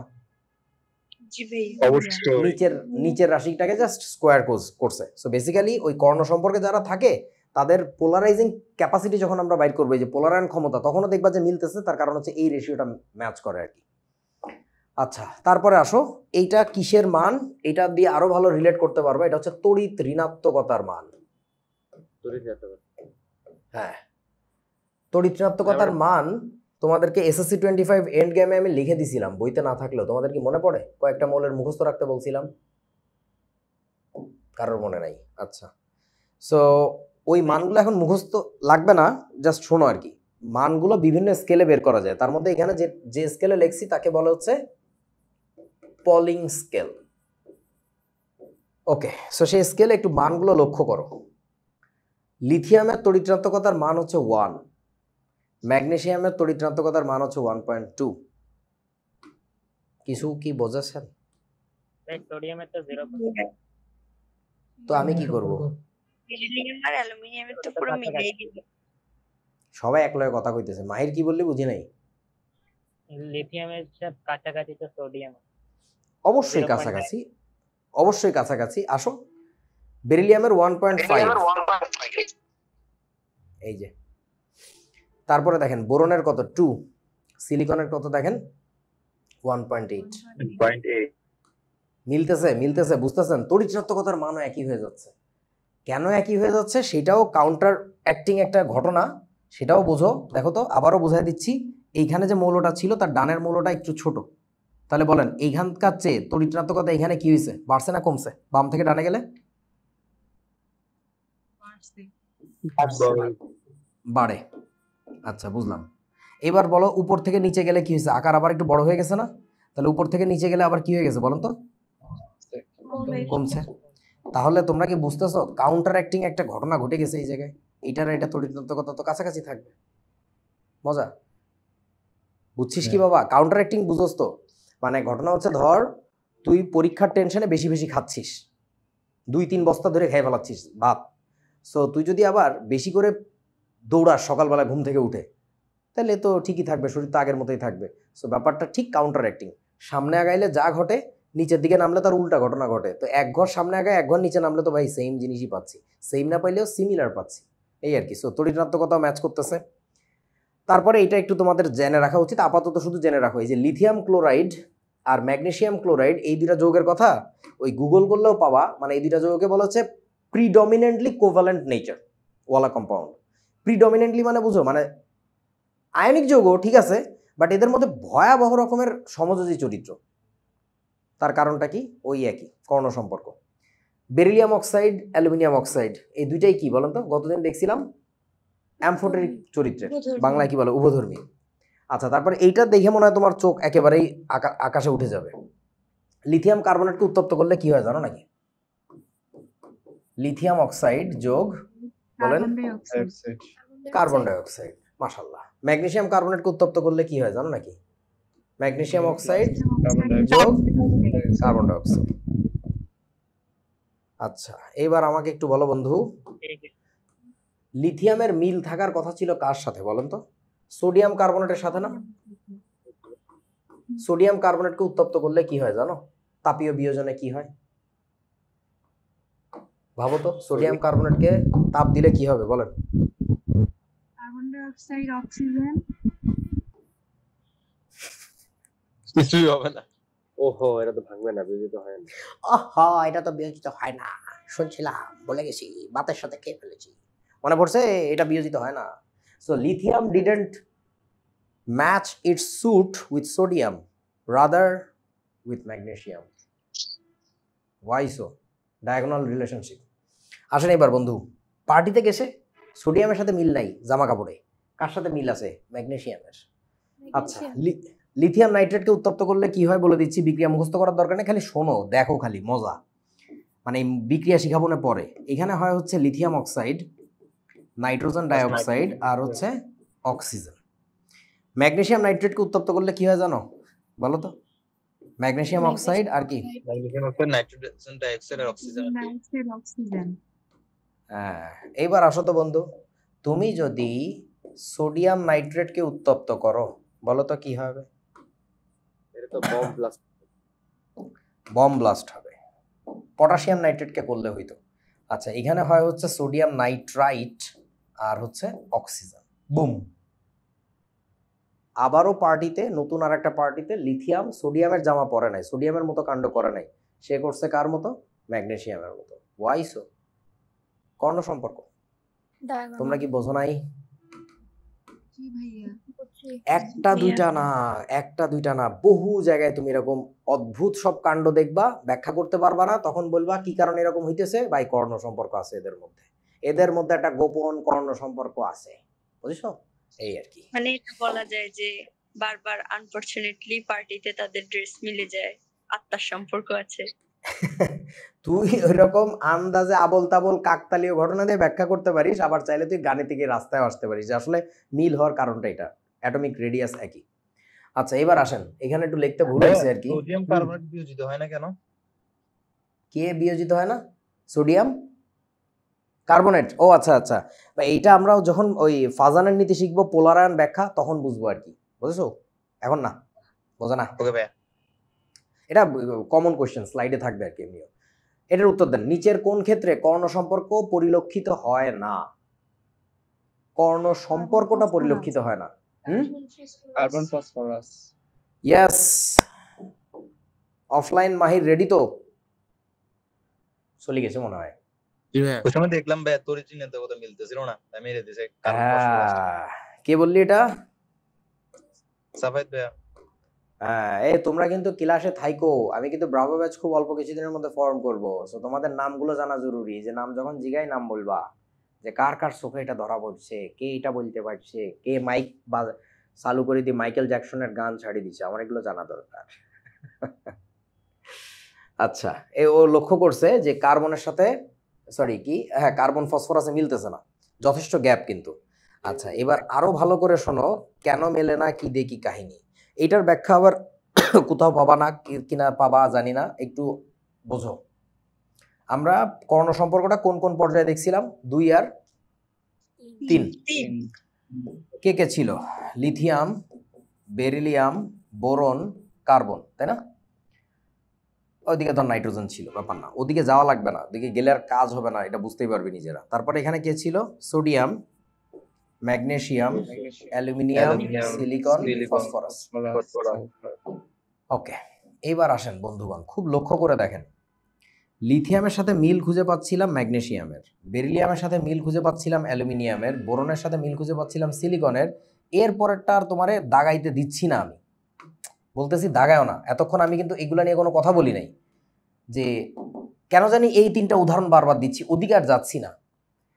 ওইখানে যদিও তারা কর্ণ অবস্থানে অবস্থিত, অর্থাৎ আকারে কিন্তু মিল, এটা অস্বীকার করা যাবে না, কার্বনের সাথে ফসফরাসের আকারে অবশ্যই মিল, রেডিয়াস খেয়াল করে দেখবা মিল আছে, বাট দ্য ফ্যাক্ট ইজ তাদের মধ্যে কর্ণ সম্পর্কটা নাই। কর্ণ সম্পর্ক থাকার কারণে যেসব রাসায়নিক ধর্মে মিল পাচ্ছিলাম, এই বোরনের সাথে সিলিকনের, বেরিলিয়ামের সাথে অ্যালুমিনিয়ামের যেমন মিল পাচ্ছিলা, সেই মিলটা তুমি কার্বনের সাথে ফসফরাসের পাবা না। ইলেকট্রোনেগেটিভিটি অনেক গ্যাপ আছে। শুধু ইলেকট্রোনেগেটিভিটির গ্যাপ না, কথা হচ্ছে আকারে মিল থাকলে এদের যেমন রিলেশনটা সিমিলার হচ্ছিল, ওদের কেন হচ্ছে না? না হওয়ার একটা বড় কারণ হচ্ছে, শোনো একটু তাকায় দেখেন তো। হ্যাঁ, মানে নিষ্ক্রিয় গ্যাসের প্রপার্টির দিকে আস্তে আস্তে যাচ্ছে না ওরা? তাও তো অনেক দূরে আছে, তারপরেও কিন্তু অনেক দূরে আছে। ফসফরাসের পরে কে? সালফার, ক্লোরিন, তারপরে আর্গন, অনেক দূরে। ওইটা লাগবে না। তাছাড়াই একটা মজার ব্যাপার দেখ, ইলেকট্রনের একটা গেম হয়েছে এই জায়গায়। এই যে লিথিয়াম ধাতু, ম্যাগনেসিয়াম কি বলেন? ধাতু। বেরিলিয়াম ছিল ধাতু, অ্যালুমিনিয়াম দেখেন ধাতু, বোরন হচ্ছে অপধাতু, সিলিকন হচ্ছে অপধাতু। তোমরা কি বুঝছো আমার কথা? এই ঘটনাগুলো না ধাতু ধাতু ধাতু ধাতু ঘটতেছে, অপধাতুতে ঘটতেছে, অধাতুতে যে আর হচ্ছে না। ওই পাশে যখন পিওরলি আমরা অধাতুর সীমানায় ঢুকে গেলাম, তখন আর হচ্ছে না। পর্যায় সারণীতে একটা সিঁড়ি দেখো, তোমরা একটা সিঁড়ি দেখো, এই যে সিঁড়ি আঁকা থাকে না একটা মাঝে মধ্যে, এরকম একটা সিঁড়ি আঁকা থাকে না? তোমরা কি বুঝতেছো? ওই সিঁড়িটার দুইটা জোন আঁকা থাকে দেখবা, একটা সিঁড়ি নিচের দিকে আর একটা সিঁড়ি কি বলেন তো এরকম উপরের দিকে। মানে ওই সিঁড়ি পার করে ওপারে গেলে আর খেলা হইতেছে না। মানে কর্ণ সম্পর্কটা বেসিক্যালি এই অপধাতু পর্যন্ত, অপধাতুর উপরে গেলে আর মিলতেছে না। না মেলার একটা ভালো কারণ হইতেছে, শোন তোদেরকে কি বলছিলাম, পর্যায় সারণীর সেন্টার, কেন্দ্র আমি কাকে মনে করি? কার্বনের গ্রুপটা মনে আছে তো, +-4 হয়। এই যে গতদিন তোমাদেরকে দেখানো ওইটা এখনো আছে এখানে। সো এই কার্বনের আগ পর্যন্ত যারা আছে এরা সবাই চায় কি জানিস? ছাড়তে। কি ছাড়তে? ইলেকট্রন ছাড়তে। বোঝেন নাই ব্যাপারটা? যার ফলে এর আগ পর্যন্ত সবগুলা গ্রুপের মৌলদের হয় কি, লাস্টের শেলে যতগুলো ইলেকট্রন ওর যোজনই হয় তত। কিন্তু এর পরের যে গ্রুপগুলা তাদের ক্ষেত্রে কি করা লাগে? 8 থেকে মাইনাস করা লাগে রে গাধা, ভেবে দেখ। এ বুঝা না আমার কথা। 8 থেকে কেন মাইনাস করা লাগে? কারণ ওর ইলেকট্রন সংখ্যা হয় 5, 6, 7 এরকম কিছু একটা। তো ও তো অতগুলো ইলেকট্রন ছাড়বে না, বরং 8 থেকে যে সম্পূরক নাম্বারটা তত সংখ্যক ইলেকট্রন কি করে বলেন তো? সে বেটার গ্রহণ করে। তাহলে কি বুঝতেছেন? এই আগের এই যে এই সিঁড়ি আর একটা গেল কোথায়? এই যে এই সিঁড়ির মানে মোটামুটি এই সিঁড়ি পর্যন্ত মৌলগুলার যে ক্যারেক্টার থাকে, ডোনেশনের ক্যারেক্টার, এর এ পাশে এসে না পুরো উল্টায় যাচ্ছে। ওরা এখন নিতে চায়, সম্পূরক নাম্বারে থাকতে চায়। বুঝা না?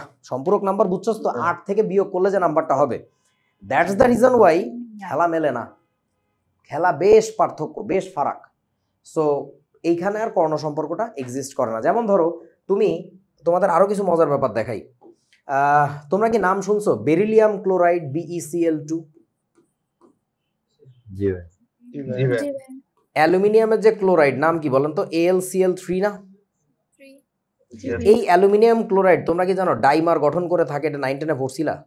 শুনছো কোনোদিন? এই বেরিলিয়াম ক্লোরাইডের যে সিমিলার মানে চাহিদা আছে, এটা জানো? জানো না? গুগল করে দেখো। এই দুইজনে একই কাজই করে। মানে এদের ক্লোরাইড বলো, মিল পাবা।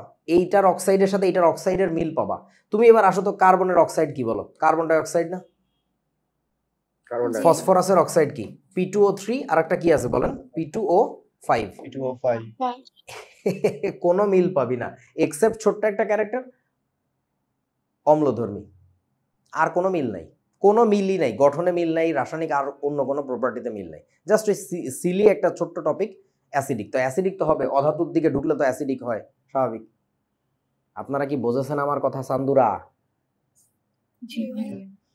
ওকে, সো এবার অফলাইন মাহিরের প্রশ্নটার উত্তর মনে হয় তুমি পেয়ে গেছো, যে এই সিঁড়ির এপারে বেসিক্যালি এই কর্ণ সম্পর্কটা এক্সিস্ট করে, এবং সেটা আবার পর্যায় 2 এবং 3 এর মধ্যে। ওদিকে গেলে কাজ করবে বা পুরো পর্যায় সারণীতে কাজ করবে, ব্যাপারটা কিন্তু এরকম না। বোঝা না? বুঝছি ভাইয়া, ধন্যবাদ। সো এবার তাহলে উত্তর হচ্ছে কার্বন ফসফরাস। বুঝলাম। তারপরে ওরে ভাই আমাকে ক্ষমা, 11:30 বাজায় ফেলাইছিস তোরা। এই বাড়ি যা, এগুলো আগামী দিন ফুট। এগুলা এই আইনীকরণ শক্তি ফুটছস না 9, 10-এ? জি ভাইয়া। ঘোড়ার ডিম ফুটছো, এখন পড়তে যায় ঠেলা বুঝবান এর মধ্যে কি কি আছে। টাটা, ভাগো। আগামী দিন ক্লাস হবে কত তারিখে জানো সান্দুরা? 18 তারিখে। এক্সপ্লেনেশনটা দিবেন না। কিসের এক্সপ্লেনেশন? কিসের? আয়নীকরণ শক্তি নিয়ে একটা কোশ্চেন পাঠাইছিলাম বক্সে। আরে বেটা আয়নীকরণ শক্তি পড়ানো শুরু করি তারপরে বলবো না। আচ্ছা শোনো, এইবার কথা হচ্ছে যে তোমাদেরকে জানানো হয়েছিল কিন্তু আমাদের ইউজুয়াল ক্লাস টাইম কবে কবে জানো? রবি, তৃষা, দেবনাথ, আব্বু তুই নতুন হেডফোন কিনবি নাইলে তোর টেকনিক্যাল সমস্যা সলভ করবি। আচ্ছা ঘটনা হচ্ছে আমার কানটা কবে বয়রা হয়ে যাবে এই যেমনে মাইকটা অন করি বসে। আচ্ছা শোনো কি যেন বলতেছিলাম, রবি মঙ্গল বৃহস্পতি, তবে রবিবার দিনটা তোমাদের বেশ কিছুদিন একটু স্যাক্রিফাইস করা লাগবে, হয়তো সপ্তাহখানেক, যতদিন না এইচএসসি 25-এর ভাইয়াপুদের অ্যাডমিশন প্রোগ্রামটা শেষ হয়। ওদের একেবারে লাস্ট মুহূর্তে চলে আসছে না, আর 1 মাসের মতো আছে। সো আপাতত আমরা মঙ্গল আর বৃহস্পতিবারে ক্লাস করব, তারপরেও চাইলে রবিবার দিন একটু লারা দিতে পারো গ্রুপে, এই আজকে কি পড়াবে কিনা বলতো, জানাই দিব, ঠিক আছে? So that's it. আপাতত আমরা ঘোষণা দিয়ে দিব যে কবে কি ক্লাস হবে না হবে। নেক্সট ক্লাস তোমাদের মঙ্গলবারে হবে, অর্থাৎ কত তারিখে বলেন? 18 তারিখে। এবং তোমাদের যেসব বন্ধুরা এখনো আছে ফেজ 1-এ ভর্তি হয় নাই তাদের বলো তাড়াতাড়ি আসো, এখানে মজা চলতেছে। আর ডিসকাউন্টের টাইমও কিন্তু তোমাদের 17 তারিখ পর্যন্তই দেওয়া। সো এই যে আজকে 18 তারিখে নেক্সট ক্লাস, সো নেক্সট ক্লাসের আগেই যার যা হওয়ার, পরে কিন্তু কাইনতে পারবা না। টাটা। হ্যাঁ এটা কি? ও ঠিক আছে, আল্লাহ হাফেজ। আসসালামু আলাইকুম। মোহসিন রাইট? জি জি ভাইয়া। ওকে, ওইটা ব্রাভো ব্যাচ ফর্ম করবো তারপরে। টাটা, ভাগো, আল্লাহ হাফেজ। আমার তো আরো অনেকগুলো প্রশ্ন বলছেন ব্রাভো ব্যাচ লাগবে। আল্লাহ হাফেজ। আসসালামু আলাইকুম। আমার কাম শেষ। তৃষা বাবা, হ্যাঁ বলো কি, কার কি প্রশ্ন? ভাইয়া আগে কি এসএসসি 25 এই যে এন্ড গেম একটা আছে তো ওইটা করব নাকি ফাউন্ডেশন কোর্সটা আগে করব, কোনটা করলে ভালো হবে? অবশ্যই আগে ফাউন্ডেশন। মাইকটা অফ করো। হ্যাঁ অবশ্যই এইচএসসি 27-এর ফাউন্ডেশনটা আগে করবা। ওইটার 10টা ক্লাসে দেখবা যে এই অধ্যায়ের পুরোটার একটা ওভারভিউ আছে, ছোটোখাটো একটা ওভারভিউ। হ্যাঁ ওইটা করলে তোমার এই চ্যাপ্টার পড়তে অনেক সহজ হবে। আর ওই 10টা ক্লাস দেখতে যায় আবার এই লাইভ ক্লাস মিস দিও না। এমন না নিশ্চয়ই যে কিছু বুঝতে পারতেছো না, নট লাইক দ্যাট। সো ঘটনা হচ্ছে যে ওই ক্লাসটা করলে এই চ্যাপ্টারটা আরও অনেক মানে স্মুথ যাবে, বাটারে স্মুথ যাবে আর কি, ঠিক আছে? আর মাঝখানে যে আমরা গুণগত রসায়নের পরিবেশ রসায়ন পড়ছি ওটা এখন না পড়লেও চলে, কারণ অলরেডি তুমি একটা অন্য জায়গায় আসো। ওইটা পড়ে নিও, ওটা গ্যাপে গ্যাপে পড়ে নিও, বাট ওই অধ্যায়গুলোর সাথে এটা রিলেশন আসলে খুবই কম। আপনাদের কি মনে হয় এই অধ্যায়ে ফিজিক্স চলতেছে না কেমিস্ট্রি চলতেছে? কেমিস্ট্রি। আগেরগুলো ছিল ফিজিক্স, পুরো ফিজিক্স। মজা মজা, আমার কথা তো বিশ্বাস কেউ করবা না। আচ্ছা এইটা কারোর কাছে শুনছো যে কেমিস্ট্রি বইতে আসলে এগুলো সব ফিজিক্স? কেউ বলে না ভাইয়া। কেন বলে না আমি এটা বুঝি না, ওরা নিজেরাই বোঝে না, এই ছাগলগুলা নিজেরাই বোঝে না। এনিওয়ে হোয়াটএভার, টাটা, আল্লাহ হাফেজ, ভাগ।